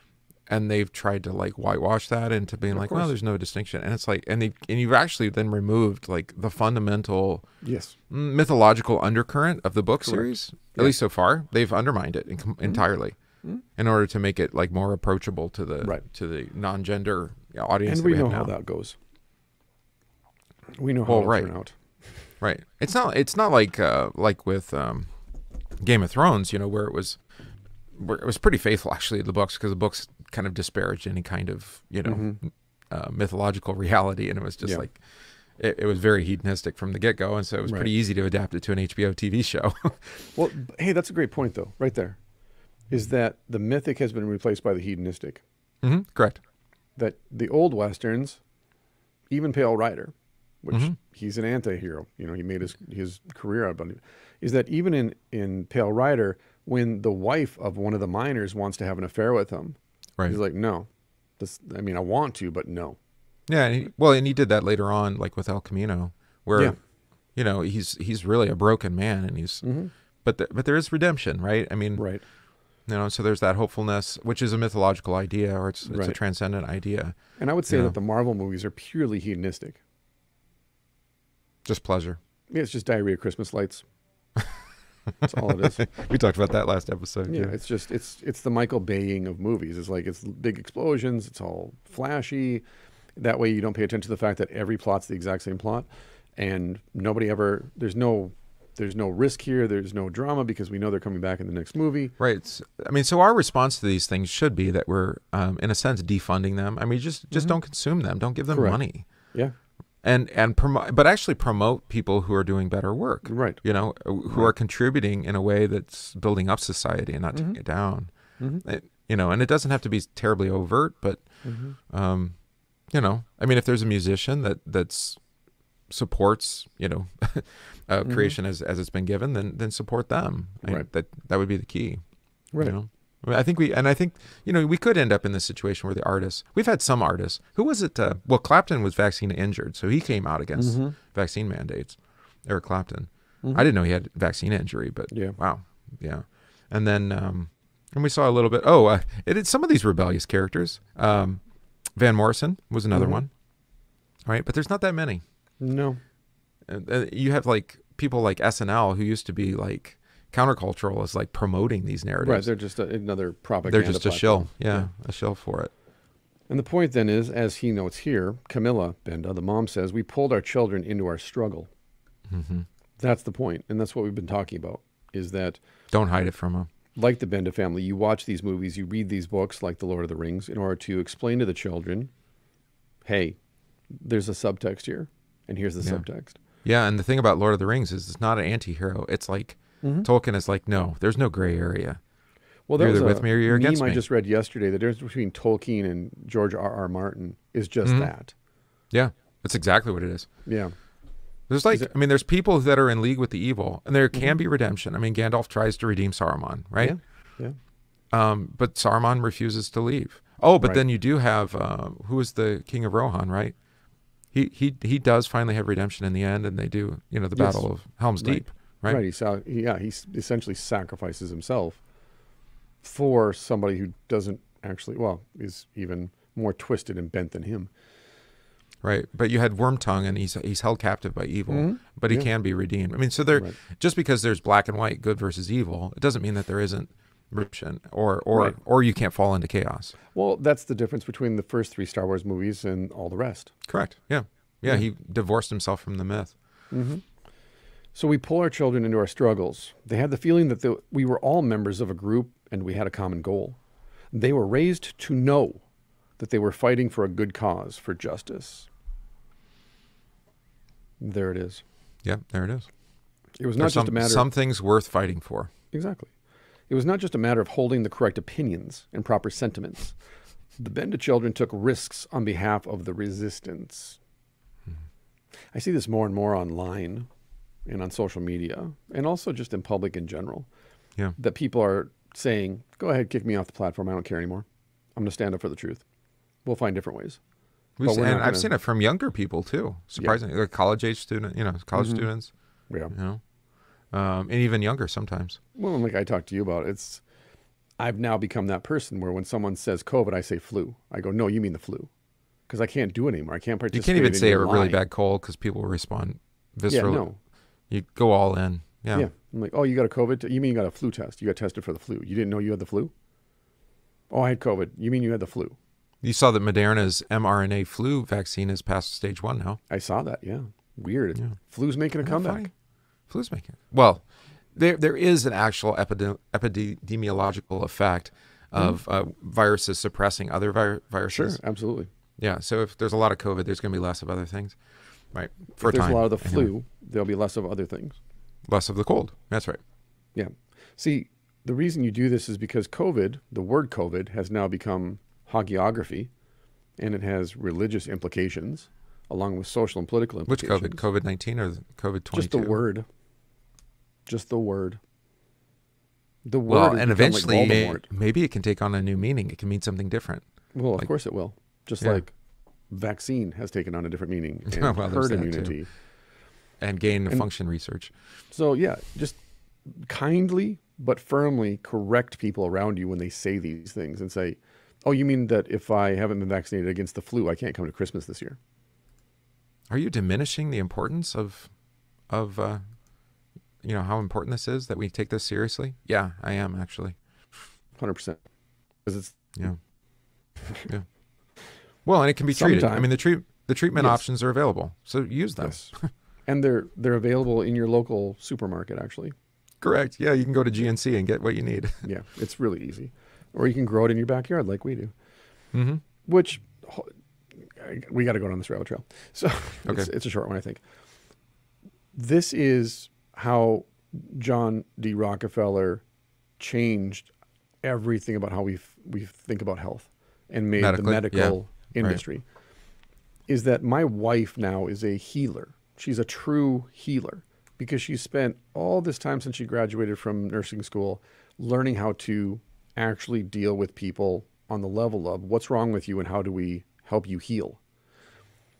Because she went to work and she saw what was happening and how people were just being drugged constantly. And that was the solution to everything was more pills, more injections. And so she just decided on her own and was motivated to say, but how do we heal people? How do we provide opportunity like Florence Nightingale talks about in her book? How do we provide the opportunity for people to heal and recover? And then she spent the last almost 15 years in the pursuit of this. For her own benefit first, right? Well, more because her husband is just a walking like death trap. Yeah. Yeah, I'm just a death trap. I do so much damage to myself. And then our children. So what happens then is that when my wife says to people, here, you need zinc, vitamin C, you need some elderberry, you need vitamin D, you need colloidal silver, maybe some ivermectin, maybe this tea, you need mullein root, you need all these things. And you'll be better. Quercetin, yeah. Yeah, quercetin. Yeah, we've been taking that a lot now. Quercetin, if you helps take with these things, zinc absorption. yes, it works with the zinc to help the body better absorb the zinc and process it. Correct. Yes. So you learn these things. And these are things that have been around and known for a long time. And they're cheap. And people look at my wife when she tells them these things as if she's speaking Russian. And they're like, what are you talking about? Oh, I told the kids at dinner last night about scurvy. And they're like, what's scurvy? Right. And I'm like, well, they just didn't get enough vitamin C. Mm-hmm. Well, then how did they fix it? I'm like, they brought oranges with them on the boats. Yeah. That's why they're called limeys. Or limes. That's where that comes from, yeah. They just ate citrus on the boats. Like, yeah, that's all they had to do. They just had to adjust their diet. Right. Like, this deadly disease, that's all they had to do. Yeah. Like, oh, but okay. if it were today, if scurvy popped up today, there'd be a worldwide lockdown. And they'd come out with an injection it's a prophylactic injection that doesn't protect you from scurvy. It just protects you from the effects of scurvy. And you're like, here, maybe if you for eat this orange, yeah, for 3 months. For 3 months. But if you eat this orange, it'll get rid of it altogether. What are you, a witch doctor? Well, that's what I was going to say. You called her a healer, but I mean, pejoratively, it'd be a witch doctor. No, I mean, I joke with her all the time. And Steve knows this too. I'm like, if we lived 200 years ago, they would burn her at the stake. This is Anne made that comment last night. She's like, my Anne.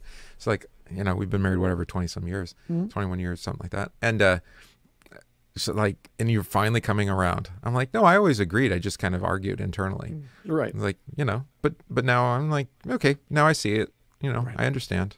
Right. I didn't understand. I listened to you. I did what you said, but as far as the doctoring stuff goes. But there's no classes in elementary or junior high or high school or college that you're required to take that teach you how to heal yourself. Well, because it doesn't serve the corporate interest. Exactly. Oh, did I just say that? I did. Yeah. Yeah. And how do you support the corporate interest? Oh, you're Rockefeller. You are the one who funds the universities. Correct. And the medical schools. Right. And then you also tell them what their curriculum is going to be. Correct. And the curriculum happens to promote the things that your friends are going to end up selling. Exactly. Okay. Yeah. Like paying and that's 100 years ago. Yeah. Like the sugar industry paying scientists $55,000 to say that refined sugar has no negative health benefits. Well, the dairy farmers get it around here because of the margarine thing. Yeah. They're like, they had, because they didn't have a really active dairy lobby and they didn't understand that, like, why do people eating margarine? Why, when they could eat butter? It's good and it tastes good and it's good for you. And they're like, no, it's not. Margarine's good for you. Like, what? Yeah. We had the same conversation the other day. It was like, somebody's like, what's collagen? I'm like, collagen. Like, what do you mean what's collagen? Collagen. From bones. From bones. Like that, No? Okay. COVID vax is not a vaccine. That's correct. It's a prophylactic, and it's actually a DNA-altering serum. It's not a vaccine. They've admitted it's not a vaccine. That's why they changed the definition of vaccination. So they don't have to call it that. Right. Or so the vaccine can be something else. Got it. Right. All right. So sometimes then, when we wanted to send something confidential, we would send one of the kids because it was less likely that he would be captured, recalls Camilla. They also learned to swallow small pieces of paper with messages written on them if there was a danger of arrest. Yeah, this is not posting funny memes online. No, this is we're not real here risk yet. of danger here. Yeah. Being active in a wider movement for liberty, democracy, and human rights helped shape the Benda children in other ways. Though Václav and Camilla Benda held their Catholic beliefs uncompromisingly within the family, they showed their children by example the importance of working with good and decent people outside the moral and theological community of the church. Nice. Patrick reminds me that his family were the only Christians involved in the movement in Prague. All other senior Charter 77 members were secular. Though most were strongly anti-communist in one way or another, one, Peter Ewell, was a self-described revolutionary Marxist, but one who believed that a Marxist state without human rights is not worth fighting for. I don't know how that could actually work, but okay. Well, I mean, it's in our streets every day nowadays in the United States. Well, no, but I mean the idea of a state that he thought a Marxist state with human rights was something that you could have. Right. I'm not Well, you need confident. something to fight against. Did you see the UK report on the Uyghur camps? So it was submitted by a standing member of the UN Human Rights Council out of the UK. It came out yesterday, I think. And he just goes through detail. It's a long report. It's like 80 pages. And he goes through detail by detail and we talked about it in the last episode. They're like, based off of this, there is no reason why anybody should have anything but the most meager diplomatic relations with the Chinese Communist Party. Right. No business relationship. No like positive political negotiations. Should be under heavy tariffs, all their products. I know there's a lot of Chinese people and they would suffer as a result. I get that. But you have to bring them to heel for what they're doing to not only their own people, but to these other people. Yeah. And it's just interesting because it's like, but we're being told, no, you have to cooperate. And if we're just nice to them, they'll eventually repent, or change their mind, if you like, on these human rights. And it's like, how much history, I mean, our whole lifetime in dealing with the Chinese Communist Party, have we seen them like, I mean, I guess you have the 3-child policy now instead of the 1-child policy, but that's still disgusting. Like, it's not your business. You don't get to control the family. Yeah. The other thing I saw here, which is interesting, I'm back on the previous page, which was, this is coming from Dreher, but I think he's right, that there's a distinction between liberty, democracy, and what was Human the other rights. thing? And human rights. Yeah. And those things have been conflated into one. So if you're against democracy, you're against human rights, you're against liberty. And you're like, no, liberty doesn't necessarily mean democracy. I mean, there was a fair amount of liberty there's been a fair amount of liberty under monarchies, for example, right? And there's actually been pretty, if it's a godly monarch, you end up with pretty decent human rights record sometimes. Not always. We don't want to presume those things. But those are distinct from each other. And democracy doesn't bring freedom. Often, democracy is used to actually withhold them from people. Right. And it's used as a cover for human rights. See the Atlantic article, right? Yeah. Yeah. That there was, this whole thing about, child sex trafficking being this global, that's all propaganda and it doesn't really exist. Yeah. Just look the other way. Ghislaine, she was fine. She did a few bad things here and there, but she was caught in this web with this other guy who was kind of fine, but he wasn't being funded by anybody that we know or anything. He didn't rig the Powerball. Like, Ghislaine's only one of many. I mean, by the way, this story hasn't hit the press at all. The French guy who was her counterpart in France. Yeah, I don't remember his name. Is that his name? Brunel. Yeah. He's convicted. Yeah. Well, he fled the country. Right. Yeah. So, no, and that's, Johann those are Brunel? only, I have to find it. Johann There's Brunel. only one of two. Those are only two of the, I guess, what do we call them? Pimps or what's the word? The people that facilitate the whole network. I don't know what you want to call these people. Facilitators, I guess. But anyway, that's only part of the whole network. And that there is no network. Okay, you're telling us we need to look a little deeper, huh? Right. Well, we could look at Ashley Biden stuff, but they've blocked us from doing that. Or we're not supposed to talk about it publicly. Yeah. We can't talk about her or her diary or anything that she said that's true. It's funny how the Me Too movement fizzled out when actual allegations by credible sources came out in the press. A little bit. I mean, it depends on if the person is no longer useful, then they get thrown under the bus, like the Cuomos, for example. Right, exactly. Yeah. It's like, they're only just two examples of a wider... Again, we're seeing what happens to useful idiots, though. We keep talking about this, and now it's happening. Well, it's right out of Mao's playbook, right? Yeah, yeah. Yeah, weird. So, in Charter 77, you had people of totally different worldviews and ideas joined together, says Patrick. You had, for example, democratic socialists on the one side and fervent Catholics on the other side. It was totally normal for me that as a small child, I was being raised in a community of people with very different opinions. So it shattered the bubble around me. The lesson of valuing diversity within a broader unity of shared goals is something that Christians today need to embrace. Again, this is first article stuff. Yeah. And we make that distinction between matters of salvation, second, third article, and matters of creation and God's creation, grace and mercy. Well, I mean, ultimately, you have to afford everyone else what you yourself believe you have, right? Yeah. So, like life, liberty, pursuit of happiness. Yeah, right. Just because you don't agree with them, in their Marxist ideology, right? Like this Peter guy, right? That doesn't mean that you don't afford him the same opportunity. Correct. And that's uncomfortable. And it's the same thing with, freedom of religion, I suppose, is a good one. Because people say, well, we should turn this country into a Christian nation. I'm like, if you want to go down that route, we've been there before, and it just means that your form of Christianity will lose, ultimately, right? Yeah. Maybe your guy's in power for a little while, but then ultimately, what we have... We can also cite the example of Christian nations of the past. Yeah, exactly. And how very not Christian they were. Yeah. I mean, politically, right. You can't, there's no such thing as Christian government, and there's no such thing as Christian society. You're imposing a set of values or doctrine, let's say, on secular society and then calling it Christian. Right. Well, we know what's going on there. You're trying to create heaven on earth. Right. It didn't work in Geneva. No. It didn't work in Pennsylvania. It's never worked, and it won't. Keep trying, though. Because sinners, they do sinner things. Right. Well, what is it? That's the definition of stupidity, right? Right. So try again. Try again. It is Brunel, by the way. Jean-Luc Brunel. Jean-Luc, there we go, yeah. When we look at what's happening in America today, we see that you are building walls and creating gaps between people, he says. For us, we are always willing to speak, to talk with the other side, to avoid building walls between people. It is much easier to indoctrinate someone who is enclosed within a set of walls. For both good and evil, yeah. Like we were talking about. Schooling? Well, you can weaponize the Ten Commandments, as we've both experienced. Yep. And turn those into prison cells. And we do it to ourselves every day when we reflect as Christians on how we have violated a commandment.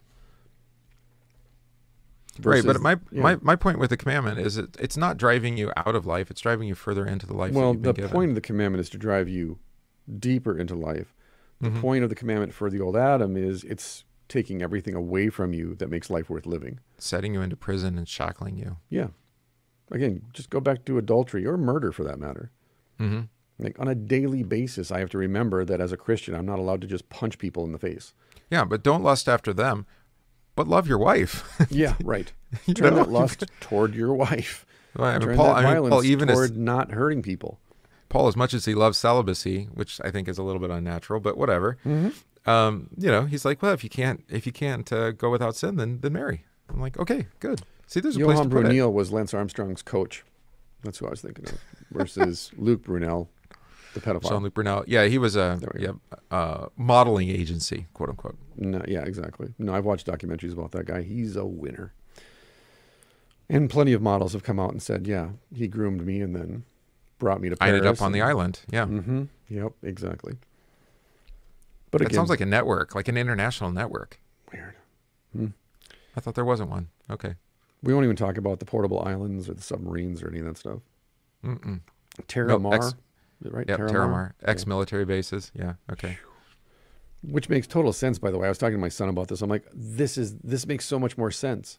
You just move the island. Right. You don't have to set up shop on an existing plot of land. You can just move the island. Well, that was the famous software piracy case with the Pirate Bay. Yes. You know, I don't know. Yeah, where they bought an island. Yeah. Right. Which was just a ship, but they declared sovereignty of the ship, and they just moved the ship around. Perfect. And I don't know, they use satellite internet or something. Yeah. What was the other one that's a ship? Oh, Scientology, right? Yeah. L. Ron Hubbard. That's it. Yeah. They've got their ship that's the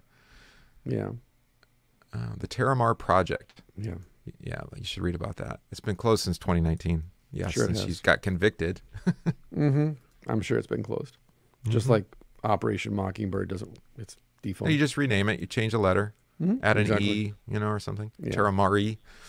Exactly. So practice hospitality and serve others. Camilla says that obeying Christ's command to love one's neighbor means never failing to stand up for every persecuted person, not just churchgoers. Later, actually, towards the end of the book, this is actually cited as the most difficult of Jesus's teachings. I agree. Yeah.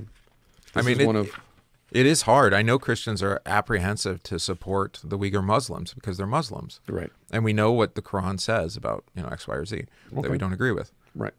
But on the other hand, these are people being treated They're still God's creatures for whom Jesus died.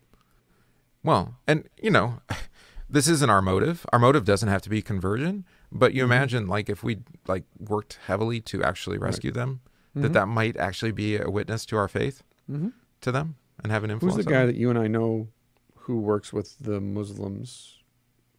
Oh, in Chicago area? Yeah. Can't remember his name now anymore off the top of my head. It's been a couple of years. Oh, he's a great guy. Yeah. He has outreach in Chicago. And there's another pastor in Germany, same thing, about a decade ago, had the same thing. We've had this conversation, yeah. Yeah, but that's on page 191, suffer without bitterness. Here is one of Christ's hardest commands. I say unto you, love your enemies, bless them that curse you, do good to them that hate you, and pray for them which despitefully use you and persecute you. Many of us find it difficult to be charitable to a sales clerk who is rude to us, or to someone who cuts us off in traffic. Few of us would be able to love someone responsible for us losing our job, or worse, being blacklisted in our profession. Yeah. Rare is the man or woman who could find love in their heart for their mugger or their rapist. But we've pointed these out on the show. I mean, we had the example, the guy who was being convicted for killing other guy, right? But then the mother of the deceased. Yeah. They ended up reconciling in court. It was a beautiful thing. Was that last year? Could be. It was out in Kansas. It's been a while since we talked about it, but yeah, I seem to remember that. Yeah, and we see those times, and they asked her why do you do that? Because I'm a Christian, and this is what Jesus has commanded. Yeah. Right? He's given me to love even my son's murderer. If he repents. Well, I mean, he was remorseful and he was convicted. Right. I mean, I guess that's as close to repentance. Well, I was going to say, because we've talked about this in pastoral debriefs, the absolution doesn't absolve you from responsibility. It actually absolves you from the guilt of ultimate judgment so that you can take responsibility for your crime. Right. And we've talked about that too in regards to, without that woman's embrace of him in love, he would not repent. Right. Right. Yeah. I mean, he may even just be more hardened, in his sin. And Well, yeah, if he's going to go to prison for life, he's Right, going to which he get did. hard. Yeah, for sure. So back to Camilla then. Obeying Christ's command to love one's neighbor means never failing to stand up for every persecuted person, not just churchgoers. She brought up the people who would come by their apartment on their way to interrogation. Camilla was a den mother figure who would share with them strategies for enduring police questioning, which could be quite harsh, without surrendering information. Up to 20 people would show up every day at the Benda flat, seeking advice, comfort, and community. And after police released the suspects, they would often return to the Benda home. Whether or not they had come through without breaking or had given up information under duress, Camilla offered them a cup of tea and a glass of wine and encouragement. There you go. hospitality. Mom would tell them, "That's okay. Next time, you will do better," says Patrick. The dissident circle was too small and fragile to turn on one another, despite their failures, frustrations, and disappointments. Yes. So much yes. I've Exactly. been thinking about vaccine mandates and what an odd group of characters it is that are resisting. Because you have people like RFK Jr., right? Yeah. Who's a Democrat and basically an ecologist is most of his work, right? Yeah, right. And also vaccine injury too, because of the ecology, led him to that because they were injured because of the pollution in the environment. So then, and ultimately now to vaccine injury. But then you also have it was one of Clinton's, or not Clinton, one of Obama's people, Democrat, that runs she's often on Bannon's show. I can't remember her name, right? But not the person you would expect to be involved. So you're getting this really disparate group of characters, and they're all saying the same thing. They're saying, despite our differences ideologically, politically, we recognize that this is an existential threat that we need to, we have to set these things aside and recognize our common humanity and the needs of all mankind for us to resist now. From not only this tyranny, just politically and medically, but also the damage and hurt and harm it's causing to, even to like our genome, right? And to our overall well-being and and the effect this is going to have for generations. Which it's interesting, we see this medically, but we're not seeing this politically in regards to, like, say, the excessive spending of the federal government. Right. It's like, well, where are the people banding together to say, enough? We need to rein in the spending. We can't. Better yet, we need to actually reverse our spending strategy so we pay down deficit. Right. Where are the disparate and there aren't. There's hardly anybody resisting. Correct. Right. Politically. Exactly. Well, and it's almost as if one is a distraction for the other. You think so? At least it's being seized upon as a distraction. To say, okay, over here, everyone's fighting against the mandates. Everyone's fighting against the segregation, discrimination that's coming as a consequence of the steps that the government has taken and others have taken. Yeah. And so since that's happening over there and everyone's caught up with that, hey, let's do this now. It's like having the Juicy Smollett trial at the same time as the Ghislaine Maxwell trial. Yeah, weird. And then, he's guilty. Oh, look, see, justice prevails. He's going to appeal it anyway. But that trial, I mean, yes, it's a grand indictment to the way that theater. Media and politics are all theater. But it's theater in and of itself. It's a bunch of actors being convicted for being actors. Yeah, weird. Okay. Right, and our political figures were just as much acting as It's all theater. Well, it's all fiction. And then you're missing like, oh no, there's this great evil over here that's not even we're not even going to get to see the evidence to, and the FBI is not even going to release it into evidence, so it will never be known. And anybody in the web, the RICO trial, that really is what it should be. Yeah, we're not even going to find out about. No, because I know. So let's find out more. No, we can't. Nope. Because it would undermine democracy. What are you talking about? Really? You're already engaged in segregation and discrimination on a society-wide level, and you you don't even have the conscious awareness that that's what you're doing to people. By saying, well, if you don't wear a mask, you can't ride my car. If you don't get vaccinated, you can't come to dinner. You can't go into this building. You can't participate with this group. If you don't do these things. I've never seen this before, though. This whole it's Naomi Wolf is her name, and of course Naomi Wolf. She's a granddaughter of people from concentration camps, right? She's a Jew. Well, there you go. Right. So she's like, I've seen this. We've seen this before. It started here. It goes there. It goes there. We've seen the steps. It's like they're following the same playbook, and yet why are you what are you saying? Just allowing this to happen? Yeah. American people, why are you not doing anything? And we have unique laws and a social structure that allows us for redress of grievances, for example. Right. And you're not using it. Why? No. Oh, because it's only for a time and it'll go away. It's like, has anything gone away? 14 days? No. Or 15 days, whatever it was. Doesn't matter anymore. So I love the picture here of the Benda family as being a resistance cell, right? Yes. Their family, they're grounded in God's word. Not everybody who benefits from them is, but that isn't the point. Right.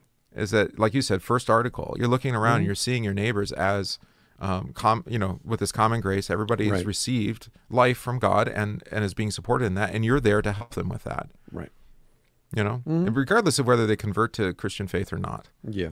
Well, and your kids see this. That's the thing, is that if you don't hide it from them, they'll see it. And even brought them into it, right? And bring them into it. Yesterday, for example, was it yesterday? Yeah, yesterday my wife went, and there's this charity that we used to work with, and we were active supporting and helping. And she went, and they said, well, you can't come in the building because of the reasons that I just discussed. And that was the food bank no, it was town? Christmas stuff. Okay. And they're like, well, you can't come in the building if you're not vaccinated and you don't mask. And my wife said, I refuse to wear a mask and I'm not vaccinated. And you do realize this is discrimination and segregation. And the woman said, okay, bye-bye now. That was her response to my wife. So what they're doing is not really love. No, of course not. Or based on love. No, it's based on, this is what we're told to say and we'll say it. And then when you violate the soundtrack, we have nothing to say now because we're off message. So we'll just say, okay, bye-bye, click. But now my point is that they've undermined the work that they've actually been given to do. Correct.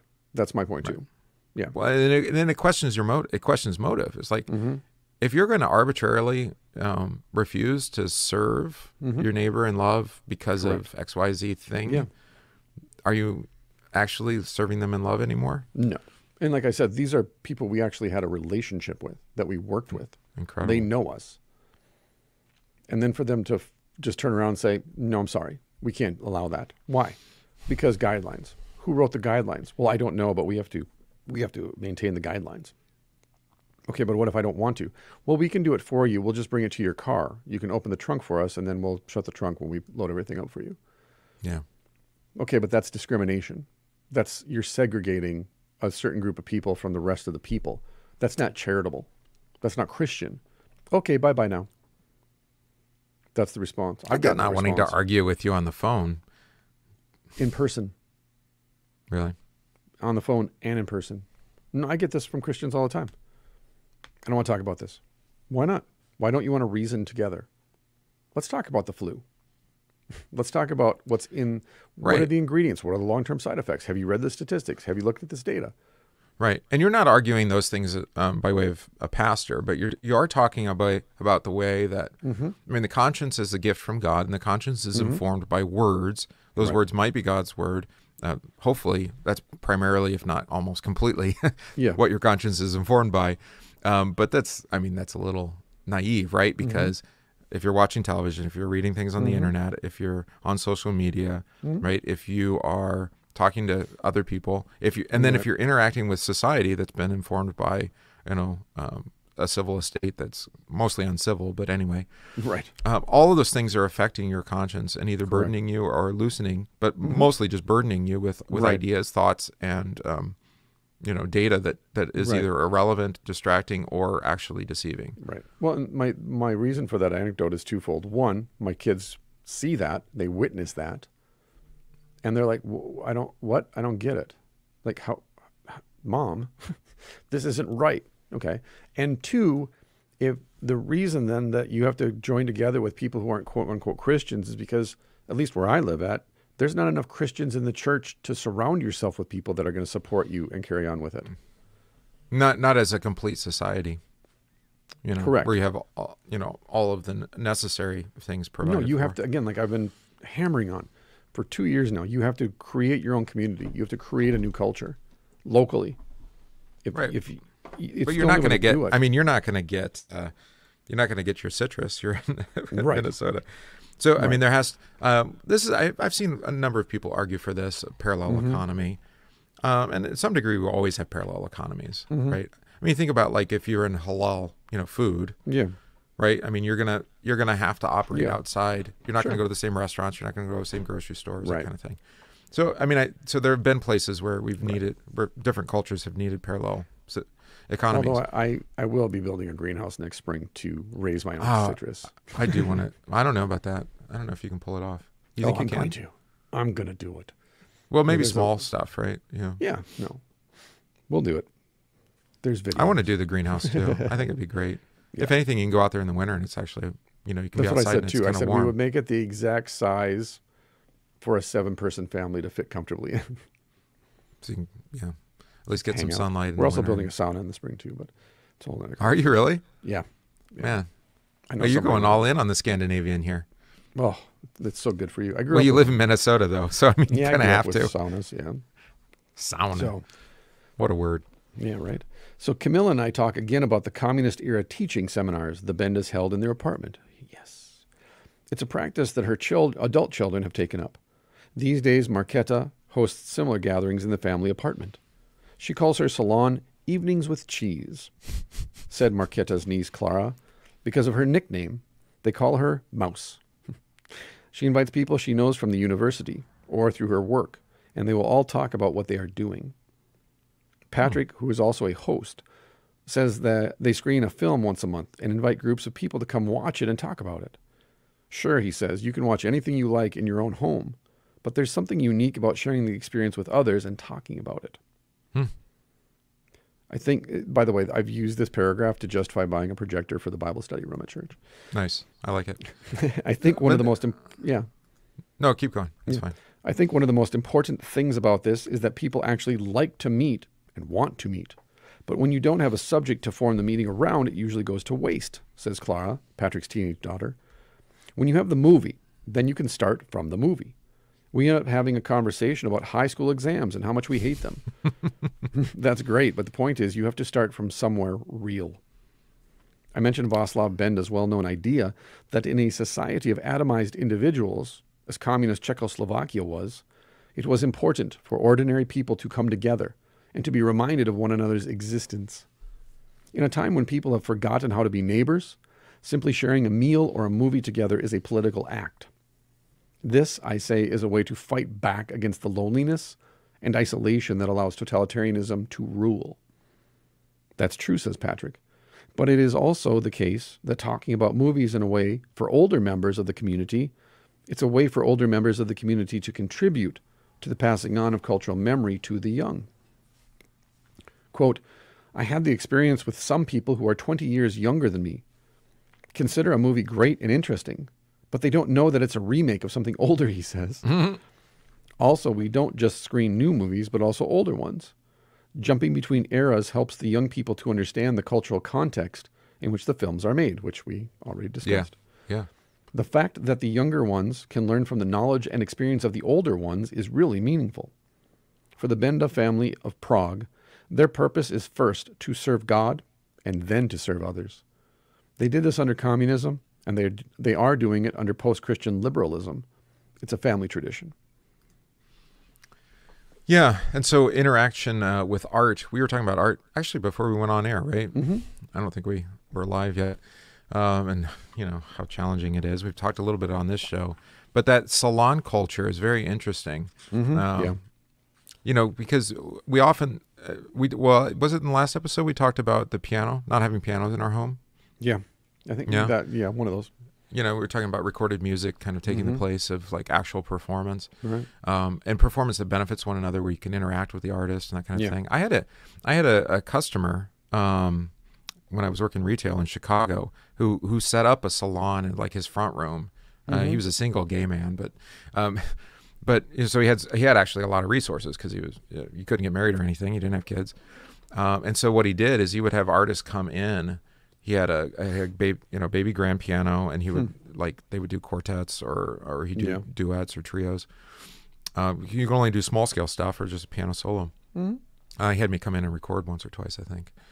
And it was kind of fascinating because he would entertain them and he would have the music. Yeah. And he was kind of repristinating the old culture, and yet, but the benefit was still there. It was still attached to that old culture. Is that you get friends together and you enjoy a performance by a quality musician, because he was wealthy enough he could hire in Chicago symphony orchestra people. Enjoy old or new or whatever. This is very much like what they're talking about here. Yeah. But inviting people into your home, I think, is the key element of it, right? It breaking bread, I think, is. There's the meal, but there's also there's also the friendship, the fellowship around something beautiful. Well, it's something that we're going to do in January now. I've been pushing for this for a couple of years, is that we're not going to have voters meetings anymore, because one, the term sends cold chills up most people's spines, and it carries with it a lot of freight that's not positive. Boring, waste of time. Yeah. Useless. Okay. And I said, why don't we just have lunch? Why don't we have a chili cook-off so I can start giving, because we used to have a chili cook-off, and then I'd bring bottles of wine that I got, and then, because people would give me wine when I first got here, even though I'm an alcoholic. So I'd end up with a fruit cellar full of wine. And I'm like, what do I do with all this wine? So then I raffle it off at the chili cook-off. And people are like, this is fantastic. And then I added a polka band, so then we have dancing. But anyways, the point is, that's me. I am the party. So I said, why don't we just have a lunch, chili cook-off? People can come. It's fun. It's social. And then we'll have the meeting during the meal, not before or after, because then people are either they want to eat or they're full and they don't want to sit around. Let's just have the meeting, because our meetings are only 45 minutes to an hour. We keep them very short on purpose. Well, especially if it's after the meal, that'll shorten it up anyway. Absolutely. Yeah. And I said, let's just make it into something. It doesn't have to be this way. It can be social and fun. And then people will get introduced to the business of the church and realize, oh, this isn't going to be a 3.5 hour hostage situation. But also to that point then, when I was in seminary, I had a retired professor who had studied in Germany for his doctoral work and brought back this practice with him.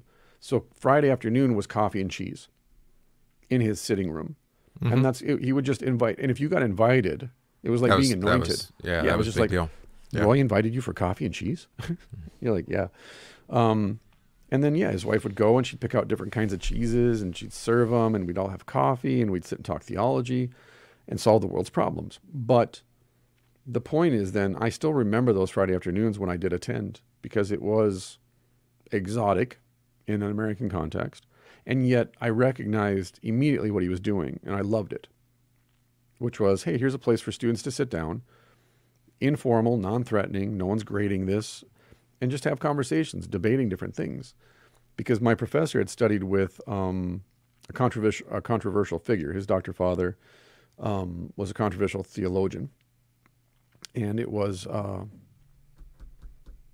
it'll come to me, he was a contemporary Karl Barth, New Testament exegete, Gospel of John commentary, New Testament commentary, Romans commentary. Bultmann. Do I have it? Rudolf Bultmann. Oh, he studied with Rudolf? Yeah, Rudolf Bultmann was a doctor father. And I being... Demythologizing, yeah. Yes. And I being a dyed-in-the-wool Lutheran, loved to attack Bultmann in front of Roy. And just to see Roy because Roy would get all like worked up and he'd stand up and he's like start stomping his foot and pounding his fist in, like this, right? He's like, you don't understand. I'm like, then tell me, Roy. Ironically, this would be like me trying to argue with you about Nietzsche. Yes, exactly. Who you didn't really study with, but you've effectively studied with. He's my therapist. But no, it was fun because, again, he knew I was poking at him, but I was also getting an education from him. I wanted to learn about Bultmann, not from books, not from people who had never met him and then read his books and critiqued him. I wanted to learn from a guy who's like literally sat at his feet in his office having coffee and cheese with Bultmann and his wife. And so you get this picture of this theologian who I still disagree with to this day, but I'm sympathetic now to Bultmann because of Roy. Because I'm like, here's who the man was. And it's the breaking of bread that disarms an otherwise dynamic conversation. Yeah, well, that idea of fellowship at a table, I mean, that's obviously New Testament, especially Gospel of Luke. It's a big deal in there. Yeah. Who does Jesus eat and drink with, right? Table fellowship is everything. Yeah. Yeah. But I think the other thing here too is like agenda, and there's also time, right? So I'm thinking like this film, like if you're going to try to implement this today, especially because movies are longer. Yeah. If you watch an older one where it's 90 minutes or something, you're still talking about like basically, you know, people are going to commit to 3 to 5 hours, probably 5 hours. Right. You know, and like, well, what are we going to do together for 5 hours? We have the film, and then we're just going to let that lead our kind of life. And I have this movie that I've seen I think is really great, and you'd enjoy it, and we can watch it together. And I think the communal film experience is unfortunate. I mean, I've invested in AMC for better or for worse, even though it's Chinese. You know, because I do think we have to support, you know, when it comes to film, places where we can watch them together. Because if you can't watch them together, this whole having the movies on all day, every day, automatically at the theater, it just doesn't work for me. It's not the same.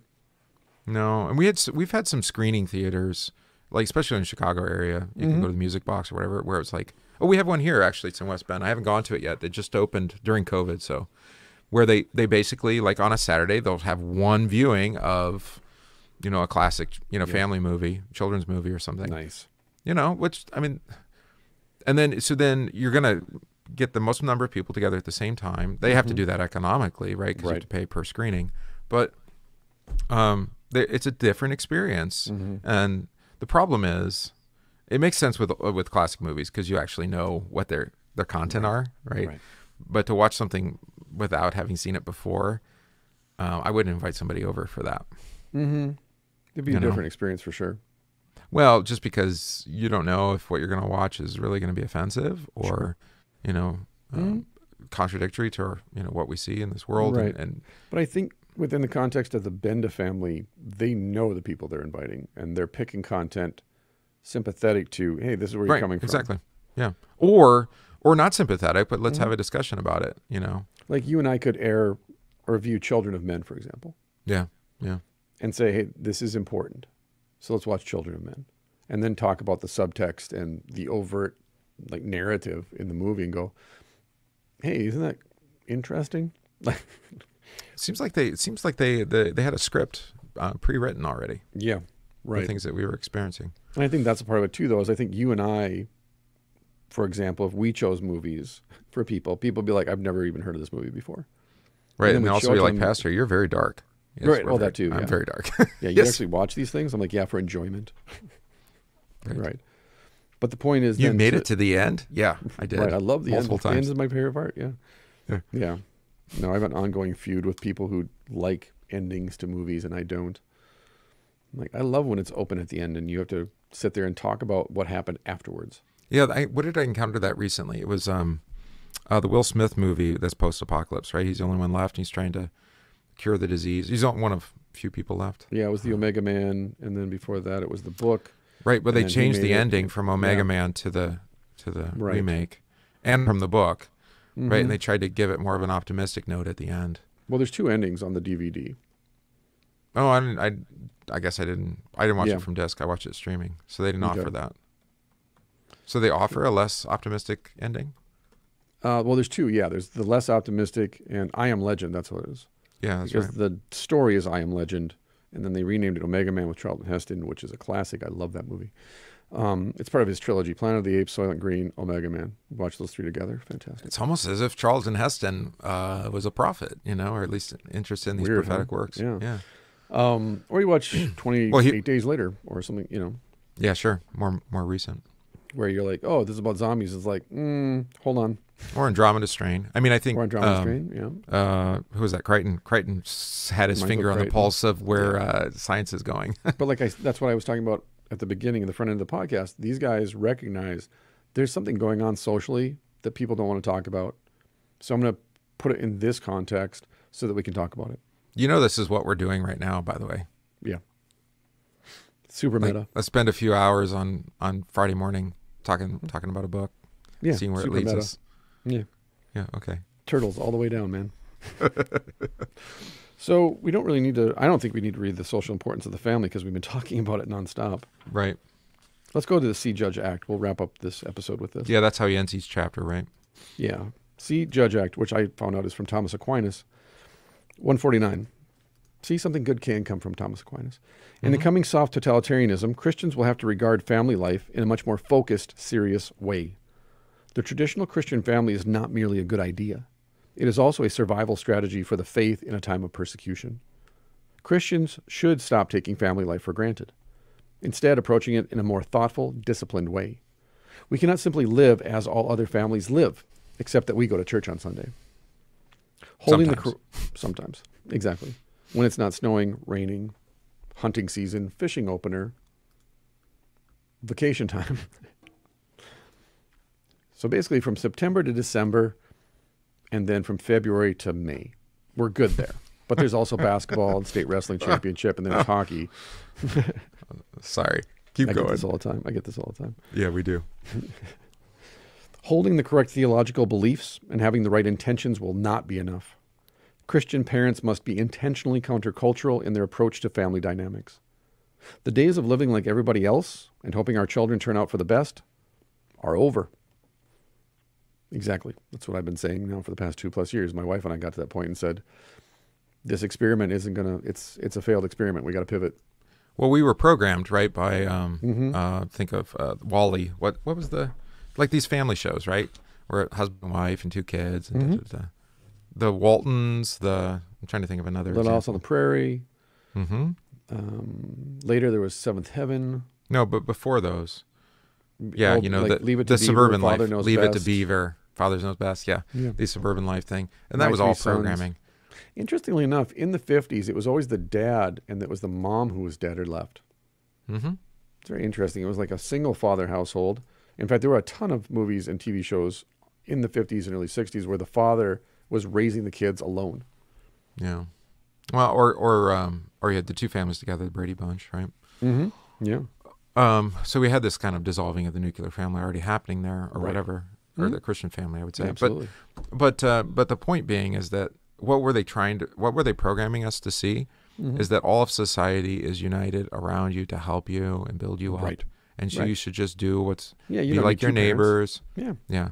Be like your neighbors, grow up, and your kids will go off to school, and all of the societal institutions are going to support you. Right.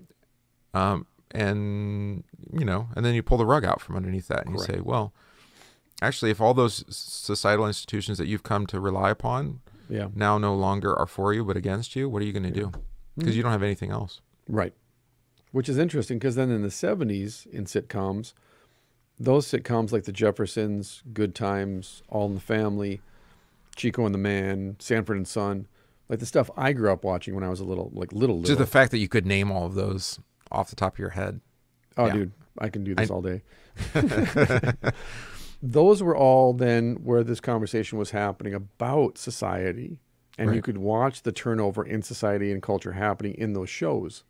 Because that was the conceit of every episode was, here's another cultural touch point that we're going to address.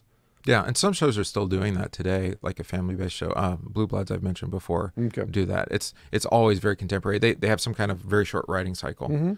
So they can go from writing the episode to it being aired in like 3 weeks. Right. So it's always like contemporary issues. Yeah. Torn from the headlines. Dun dun. Well, just about, and maybe in a more thoughtful way than some of the other shows, but still, it's like it can get very preachy sometimes. Sure. Absolutely. So holding the correct theological beliefs, like I read, having the right intentions, not enough. You have to be intentionally countercultural. Those are good, by the way. He's just saying that's not all. Right. That's not all. And the Benda family model requires parents to exercise discernment. For example, the Bendas did not opt out of pop culture, but rather chose intelligently which parts of it they wanted their children to absorb. Exactly. To visit the Benda family home is not to step into a Spartan barracks, but rather into a place filled with books and art and life. Yeah. The Benda family judged... Beauty. Yeah, isn't that great?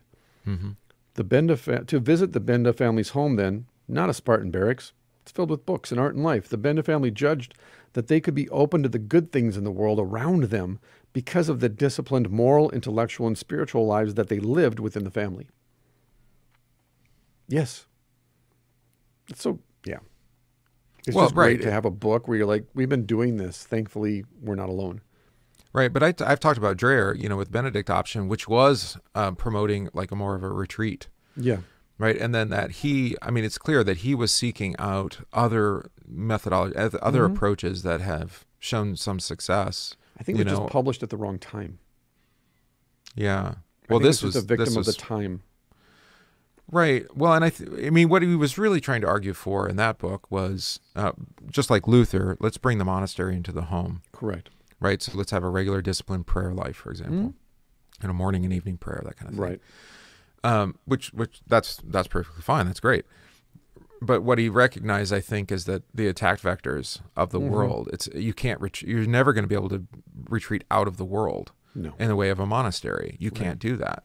And even the monasteries didn't. I mean, they founded universities and they ended up being fully integrated in the world. Well, monasteries weren't the holiest. Yeah, right. Exactly. Yeah. So this is a beautiful kind of confession, I think, from him, Dreher, in bringing the Bendas to bear to say, right. Well, how do we tease out that statement of being in the world but not of the world? Right. How does that work? We're in the world, we critique the world, but we do it through the intellectual, moral, ethical framework of really that we have from the scriptures. Right. And that doesn't mean that means that this idea that you can't consume things that you don't agree with, which is just bizarre. But that's, I've seen that from Christians. We can only have Christian this and Christian that. Well, you're going to create the Streisand effect. That's true, right? So, your kids are going to grow up and be like, oh, well, I'm not allowed to dance. Right. Dance classes it is. Yeah, maybe just don't twerk. Overly sexualized dancing is probably not good. Yeah, no. Right. So that's the critique, right? You say, no, there's appropriate dance, and actually dancing can be great for courtship and other things. Yeah. Yeah. Or just for enjoyment, right? Line dancing, whatever it is. No. You're not into it. No. That's a group activity, though. No. It builds friendship and fellowship. Boot Scoot Boogie will be on the soundtrack in hell. Okay. It is a poverty of both dance and music. I get that. But again, it gave us Billy Ray Cyrus, which then gave us Hannah Montana, which gave us Miley. Okay, let's keep going. And they acted with openness to the world. Václav Benda taught that the family does not exist for its own purpose, but for the service of something beyond itself. When you pay a call on Camilla, you sit on chairs and sofas that are well worn from years of hosting guests, invited to share in the joy of her clan's Christian lives. True, they had to judge carefully who to let into their home and what to say around them, but there was no doubt in the minds of Václav and Camilla Benda that their role as Christians was not to draw the shutters and hide, as so many Czech Christians did, but to be of active service to the church and the world. For those who survive Václav, Camilla, her children and grandchildren, it still is. As we will learn in an upcoming chapter, small group fellowship was critical to building effective Christian resistance to totalitarianism. A truth to which the Benda family and other families that formed the consciences of other anti-communist dissidents testify to is this: if you want to love and serve the church, the community, and the nation, you must first learn to love and serve your family. Wow. Yeah. Yeah. Agreed. Yeah. I think one of the ways you might restate what he said is the answer to totalitarianism isn't more totalitarianism, not like opposite and equal reaction kind of thing. That's not going to actually help the situation. What we don't need in order to resist communism is a strengthened and unified church on earth or something, right? I've heard people argue that, right? But guess what's going to happen? You're going to have a unified, church on earth that ends up being just as terrible as the thing that you were fighting against before. Right. And we've seen this. Right. This is the history of Christendom. Well, it's just human nature. It's Luther's analogy of the drunk trying to get on a horse. I think it's also just the idea that, anything can be co-opted for evil. And the bigger and more complicated it gets, the more easily it seems to be able to be manipulated. Yeah. Absolutely. Keep it simple. So the larger congregations, what a lot of people have been sharing the 20-hour podcast on the Mars Hill, disaster, the way it ended with Mark Driscoll, and it's the same lesson we've always heard. It got too big. He got too big for his britches. He ended up, believing his own rhetoric, you know, and he clapped. It didn't even have to be a church story. It just happened to be a church. Yeah. You know? And so we see that, and it's like, this is why we've talked about this on this show many times over the last couple of years. You know, the Lord has chosen to not give us large congregations, which is great for our egos. Yeah. You know, Huge keeps us in benefit. check. Yeah, Yeah. it keeps us in check. But it also, I think it's manageable, right? I mean, there's the old Orthodox tradition that if you can't fit in your church building, you go start another church. Yeah. You know, there's one divine service. This is how we work it. Yeah. There's a beauty to that too, but it's this practical idea. It's like, how are you going to resist if you don't even know who you're gathered with? Correct. How are you going to support each other if you don't even know each other's name? Yeah. You know? Well, the answer is you can't. You're like, You can't. Again, I talked to my kid the other day about this, that when a pride of lion attacks a herd of zebras, which one do they attack first? The one that's isolated from the herd, the weak one, the frail one, the fragile one, the one that's fallen behind. And that's why you have to stick together, because you're easy prey if you're all by yourself out here and you're trying to do things by yourself, and you're ending up isolated and alone because you're like, well, they don't understand me, or I can't ask for help, or what it might be. Versus when you communicate and you express yourself and you discover that, one, you're not unique, that what you're going through isn't just you. We all do that. It's just maybe we just don't talk about it enough, and we need to talk about it more. And you could actually be then very positive for the rest of us by bringing up the subject and saying, hey, I'm struggling with this. Is anybody else? And then we all say, oh, yeah, we are, actually. But, hey, we haven't talked about this. Let's talk about this. But if you don't have those, like, you know, chili cook-off, you know, fellowship opportunity where you're just given that freedom to just talk with each other, with no pretension and no agenda. You know, if you don't provide that opportunity or have family over where you're kind of open-ended, you don't ever really get to know each other, and you never really find out what your actual what kind of love your neighbor needs. Correct. But I'm kind of pushing back a little bit on the idea of like strength in numbers, which you talked about with the herd or the pack. I mean, there's a truth to that, but there's also a limit to it. There is, for sure. Yeah. So, like, you know, you don't need to take over, you know, the Democratic Party to reform it. No, I think it has to be between 50 and 100 maximum. Right. So this is why, like, it's interesting. I don't know if you follow New Hampshire politics. It's very strange. All the time. It's just very strange place. Very strange place. They have a huge assembly. It's something like 400 some. What? Assembly. Yeah. Really? Their state assembly. It's like 1/3 of the state's population. Correct. Yeah. So, I mean, you don't really have to campaign too hard. You don't have to have a lot of money to get in. Right. Wow. But, you know, it's more representative then, because it actually follows the original Constitution mandate here in the United States. Or at least it wasn't the mandate, but I think it was the idea was that there would be in the House of Representatives, there'd be a representative for every 30,000 people in the U.S. Okay. Which would be how many? How many people do we have now? 350 million? It would look like the Senate in the Clone Wars. So that would, I just lost it. Where'd my math go? I got to do it again. 1, 2, 3, 1, 2, 3. That's math. Too many zeros. 30, 1, 2, 3. That would be 11,666 representatives. Be a lot harder to get stuff done. I like the cut of your jib, sir.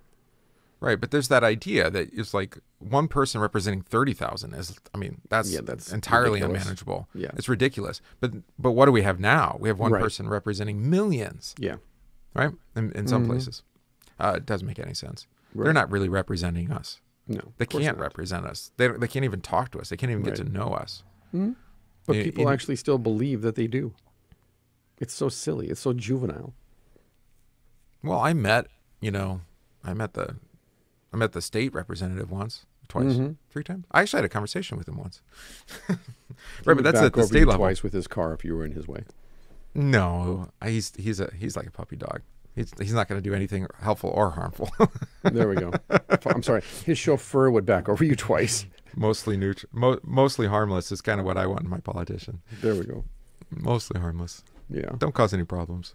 But this idea that the family, and then by extension, like we talked about, like-minded families, which often are Christian congregations, I hope, but maybe not. I mean, I think that's another lesson from the Bendas that's helpful. Yeah, that if you depend upon other, people within your congregation, that's not going to necessarily go well, because, there's actually a great deal of division within the congregation. The only thing that unifies us is the forgiveness of sins in Jesus, hopefully. Exactly. Right. Whereas what they're arguing for is like people who are like-minded in terms of art, dissidents, political dissidents, other things, and they may not even share your confession of faith. Correct. And it's okay to build that network. Yeah. For the sake of life, right? Right. Earthly life, not heavenly life, but yeah. So One thing we talked about, I think it was last week, where Václav Benda was given the opportunity to get out of jail if he agreed to leave the country, and his wife said no. Marquetta's like, no, you can stay. You're good. We're fine. We'll figure it out. But it's interesting though, the influence though. I mean, later on, Havel, he became president, right? Václav Havel did, yeah. Yeah. So that it was grassroots. It wasn't intended to like get him into the presidency someday or something like that. But it was recognized and it was appreciated by the people. That At that time, within your family, you fought against this, and we are who we are today because of all that hard work that you and your family did, very intentionally, growing up. Yeah. Naturally, though, too. I mean, it was intentional, but it was also natural. It's just who you were. Well, and that's key, too, because later, and we may read it, I don't know, but later in the book, it's the discussion of, again, that suffering is a gift, but you never, ever go looking for suffering. You don't go looking for crosses at all. They're put on you. Yeah. They're put on you. And so there is no formula. There is no manual for cross-bearing. Oh, I was just setting up my whole, I'm going to set up my dissident salon at home. Right. Well, I mean, Lent's just around the corner. But when people ask, well, how will I know when I'm called to suffer? And the answer is, there will be no doubt.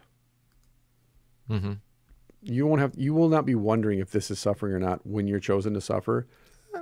I think sometimes you don't even recognize suffering until after, because it's kind of like the frog in the in the context of the book, you're in jail. Yeah, that's pretty clear. You're in jail being tortured. It's pretty apparent.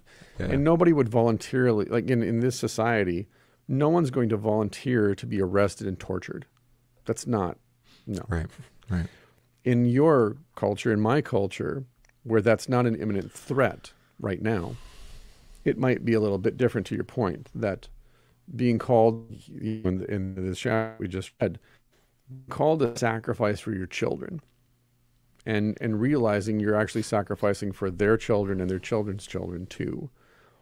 That's a different kind of suffering, because people can look at that from the outside and still judge you and condemn you for that saying, hey, I'm sacrificing for my children.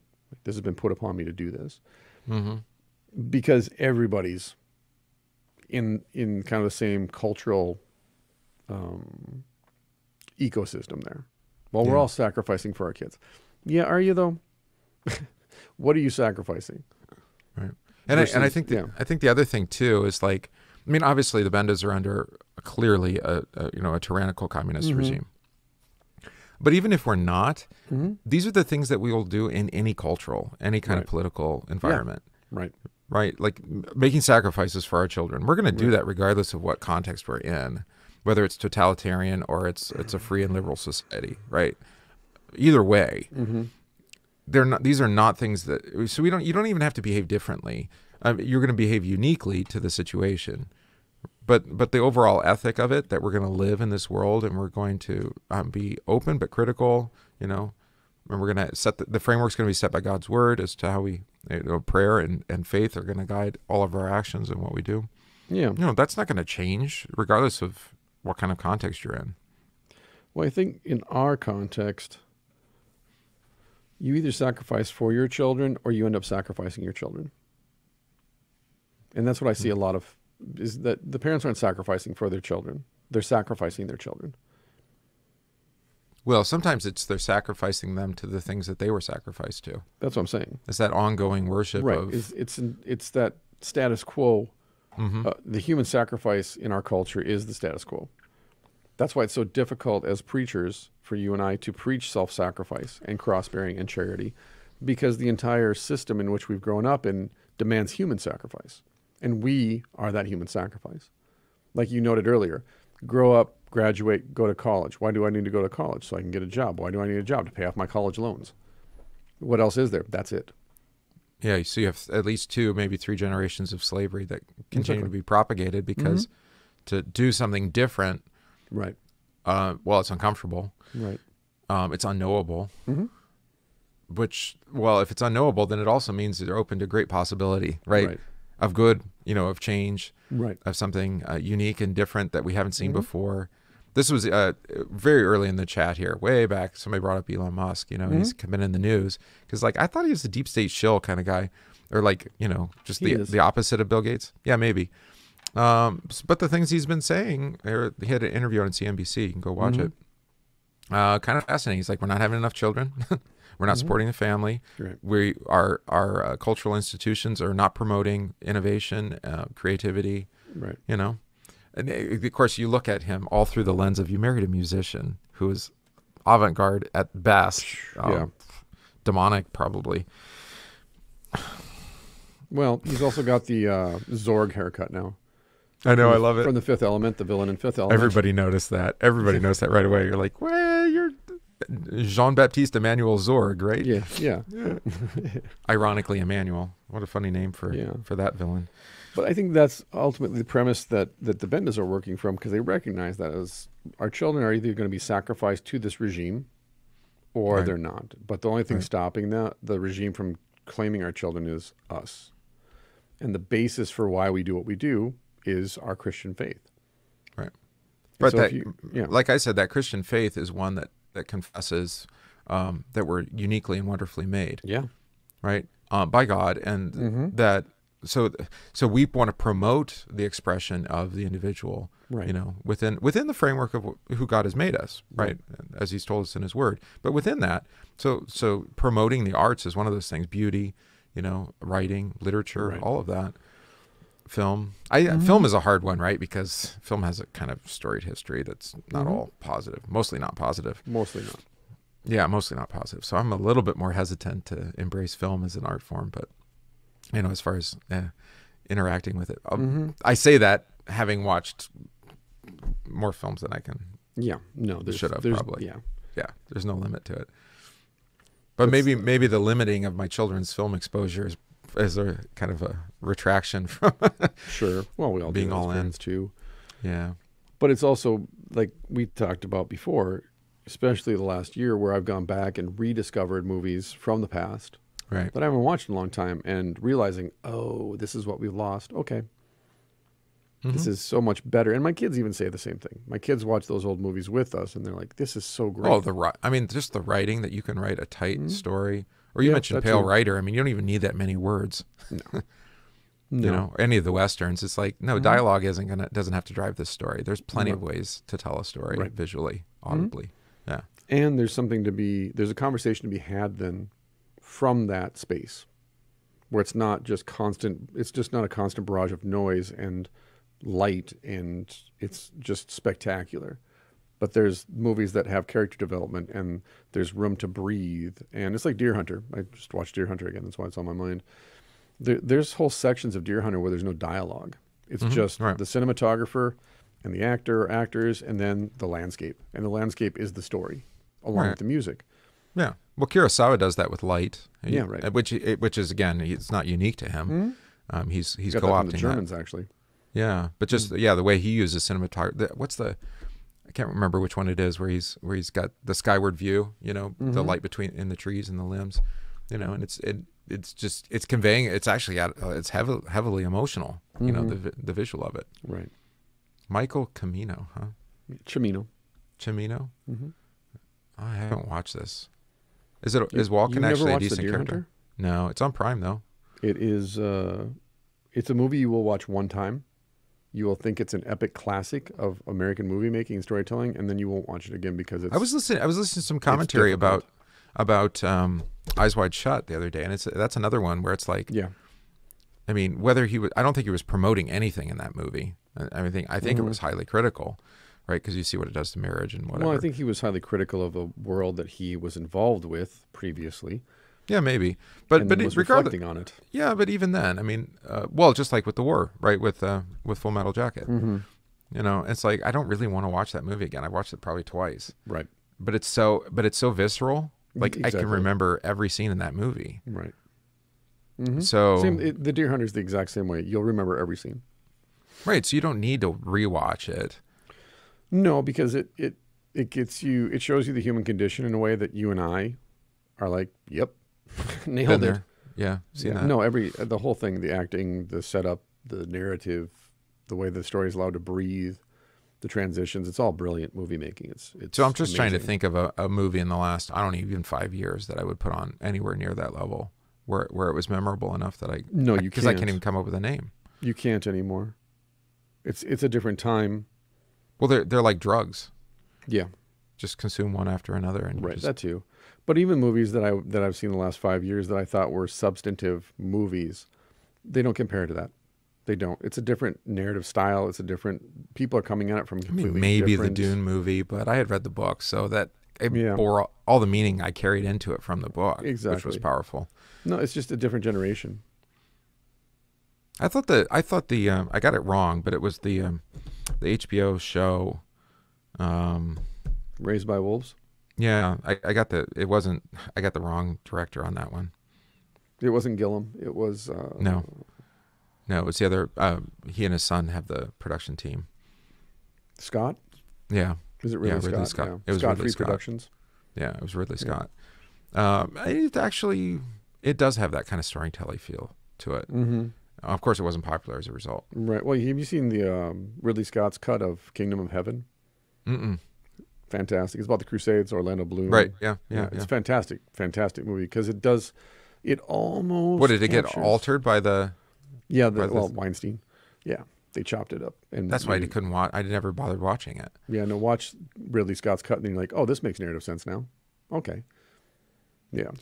Well, I think that diagnoses it. Is it once it gets commercialized and it's not art for the sake of art. I just don't think people know how to write dialogue anymore. Like I watched 12 Angry Men 2 weeks ago again. And my wife's like, "This is amazing." I'm like, "Yeah, the dialogue, and it takes place in a room.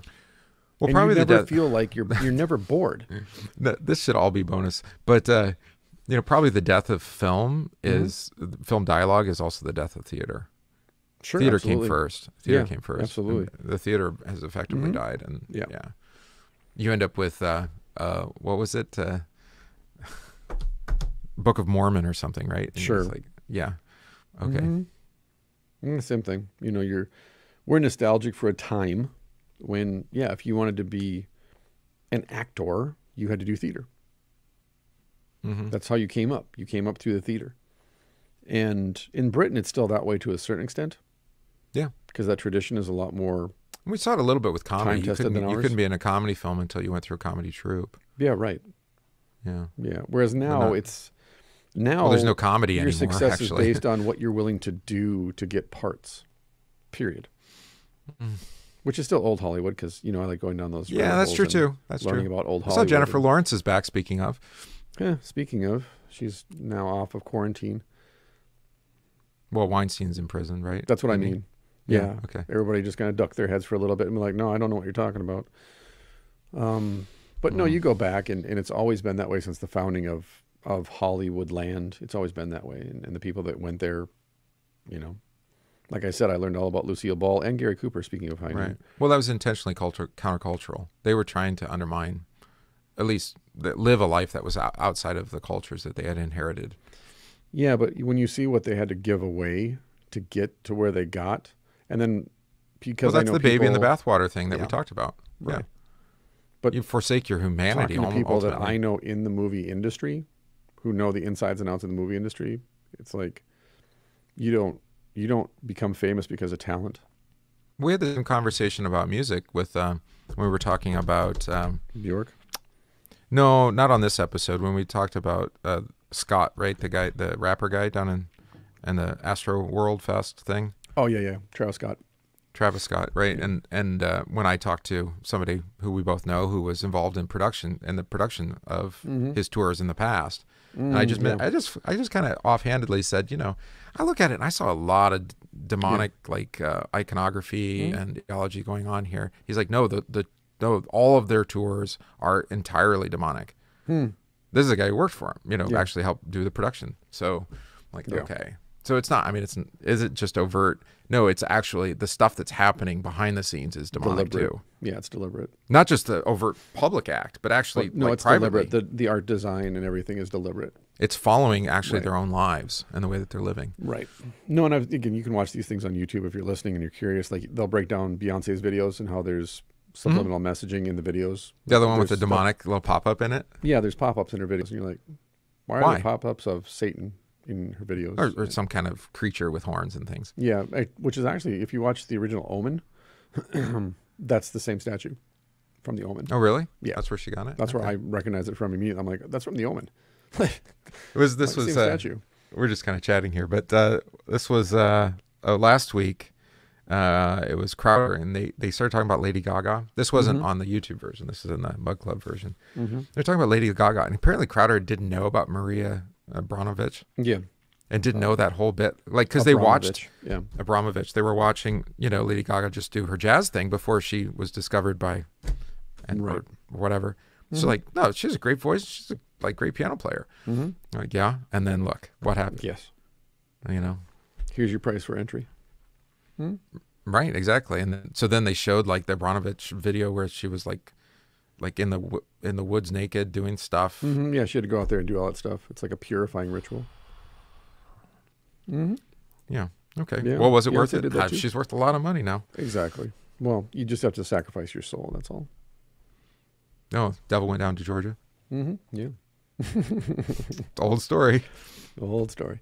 All right, Crossroads good. demons, baby. So we'll wrap it up there. If you're still here, I can't believe why you're still here after that. But thanks for listening. That might not even make it into the podcast, so good for you. Just chop it and drop it. It's banned books after dark. Yep. Otherwise, we'll come back next week. Who knows? We might still be in this book. Yeah, we'll see what we want I think we should just ride this out through Christmastide, and then once we hit Epiphany, we can pivot. Christmas time is family time, so we're trying to get people ready for it. There we go. So, yeah, stand up, speak out, make your kids a priority, raise them in the faith, ground them in true justice and righteousness. Bible has a lot to say about that, so. It does. Otherwise, thanks for all that you do to support this podcast and everything that we do at 1517, and we'll talk to you again next week for a brand new episode. Peace. All right, stop recording. I had my Dropbox running for like the first half of the show. I forgot. Was that what was wrong? Yeah, probably. Was that what's wrong? I don't want to resume it yet. Because if I resume it, it's all going to go to hell again. Sure. Thanks for joining D-Fresh. Please know, I don't know what D-Fresh is referring to now. She was talking about Miley Cyrus and... Oh, yeah, let's not talk about Miley Cyrus. Billy Ray Cyrus and Miley. And talk about manufactured personas. Yeah. Over and over and over. Although I have a lot of the stuff she did with Flaming Lips. That's right, she did. She had this really, this whole... the Dark Side of the Moon thing is pretty fun. And yeah, they did a whole cover album. She did a couple of songs on there. That's right. I think, did she do Great Gig in the Sky? She might have. Did she? I can't. I just can't. Because I can't, again, I can't separate the brand from the talent. Yeah, she has a hard. great voice. She has a very powerful voice. She's obviously well trained, but I can't separate her persona. Oh, no. No, Great Gig in the Sky is Peaches and Henry Rollins. No kidding. Yeah. Henry Rollins did the voice on the Run. Yeah. Sure. He did Money as well. Speaking of somebody who's made a career out of 3 years. Isn't that something? Their whole Black life. Flag? Yeah. Yeah. He's only in a Black Flag for like total of 5, I think. Right. Like 3, well, that's life in California, isn't it? Yeah. It's crazy that he's leveraged that little moment in time into an entire brand. He's got there's got to be old money behind him. It's got to be something. Yeah. Well, who do you marry? She's got money. Who? Henry Rollins? Yeah. He's not married. Or whatever, his friend. I don't know. His assistant. Yeah. What is her name now? I don't know. They stopped the show, I guess. I don't know. Yeah. It was not sustainable. He's not the type of guy to do stuff like that. What was the name of that? It's going to bother me because I did listen to it. It was Heidi. Henry and Heidi. Yeah. Because I used to watch the Henry Rollins show when it was on, I think, IFC. Oh, that's right. It was. Because he had great guests on. He always had great musical guests. He knows people. He knows people. Yeah. Well, he tells great. He's a good storyteller. You know? Yeah. He talks about meeting William Shatner and getting to be William Shatner's friend. And by the way, William Shatner inviting people to Super Bowl parties for that whole reason. Like, you invite all these really disparate people to his home to quote unquote watch the Super Bowl, but really it's just to put people together in a room that you like. Yeah, keep life interesting. Yeah. Well, when you're William Shatner's age at this point, I mean, what's left other than like, hey, let's do some human cockfighting in the garage. Let's do that. Like, I'm bored. It might end up there. Right? Just let it go where it goes. I was going to say Fight Club. But, well, we have bare knuckle boxing now that's on pay-per-view out of Wyoming because it's the only state that'll sanction it. But Really? I didn't know that. yeah, it's actually big business. Like, people want to Imagine. watch it. Yeah, it's a different fighting style because you can't just haul off and punch people as hard as you want with bare knuckles because you'll break your hands real easy. People don't realize how fragile your hands are. It's very easy to break your hand punching someone in the face. Well, think of all those bones. I mean, you have so many bones you could break. Yeah, it's just bad. So many things can go wrong. That's why, again, you get this delusional idea of violence from watching movies where they just punch each other for 10 minutes straight and come away with like bruised knuckles. It's like, nope, that's not how it works. You mean that people like breaking cinder blocks and things? Yeah. Plus, you shouldn't have bruises on all 4 knuckles. You should only have bruises on 2 knuckles. Those are the 2 you punch with. So that's false too. The forward ones? Your pointer and your middle finger. Yep. The 2. Oh, okay. Oh, yeah, you pull back the others. Okay. You don't pull them back. It's just the way that you hold your fist. Yeah, no, I see that. So when you strike, leverage, you turn. Yeah, it's how you torque your wrist and how you snap your wrist when you punch. because you don't want to have it all. Well, one, you don't want to bend your sideways, wrist, and because 2, that's you how don't you want would to hit your break. thumb or your small fingers. You would break your them. wrist if you had your wrist 100%. turned. Yeah, that's why people think wraps are to protect your knuckles. It's not. It's to protect your wrist. It's to stabilize your wrist. The safest thing to do is slap. True story. I didn't know. Slap. I just discovered my brother-in-law showed me this summer. The bass player that always hasn't slapped the video. Do you know this guy? Yeah, I love that guy, that Italian dude. Yeah, I didn't know he had like retired. No, I think he's Russian actually. Is he really? I thought he was Italian. I don't know, maybe. I didn't know he had stopped watching, but it's all. But he I love slap him. bass, It's hilarious. slap bass. Yeah. OMG. Because he does that flat affect thing with just his eyes. Yes, He never it's blinks. fantastic. Not a bass. 100 greatest bass riffs, 200 greatest bass riffs in one video. Yeah, it's fantastic. No, and I have slapped people for behaving in a way that I thought was disrespectful to me in the gym. But now the slap is disrespectful, right? Oh yeah, no, 100%. When I slap you, you'll know.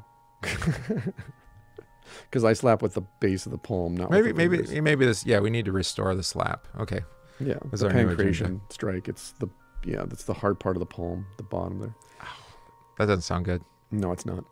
Again, but if you watch Russian slap fighting, you'll get a good idea for the proper technique. Yes, there's Russian slap fighting. It's an actual thing. Of course it is, because they also Wasn't have it? Oh, I watched armor that long fighting. way. I like that Long Way Home show with Ewan McGregor, right? Yeah. And they ended up doing that in Russia. Did they? And they dress like sumos, except they're Oh yeah. Yeah. they're out and it's like in a ring, and you just But aren't they slapping each other in the chest?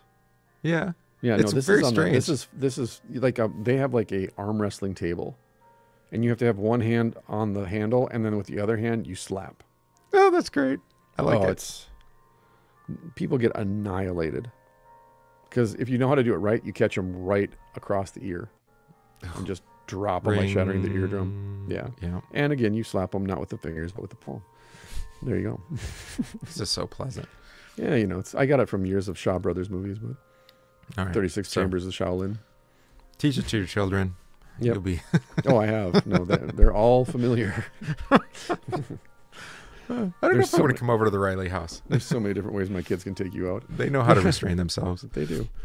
They're lovers, not fighters, even though they know how to fight. So, best of both worlds.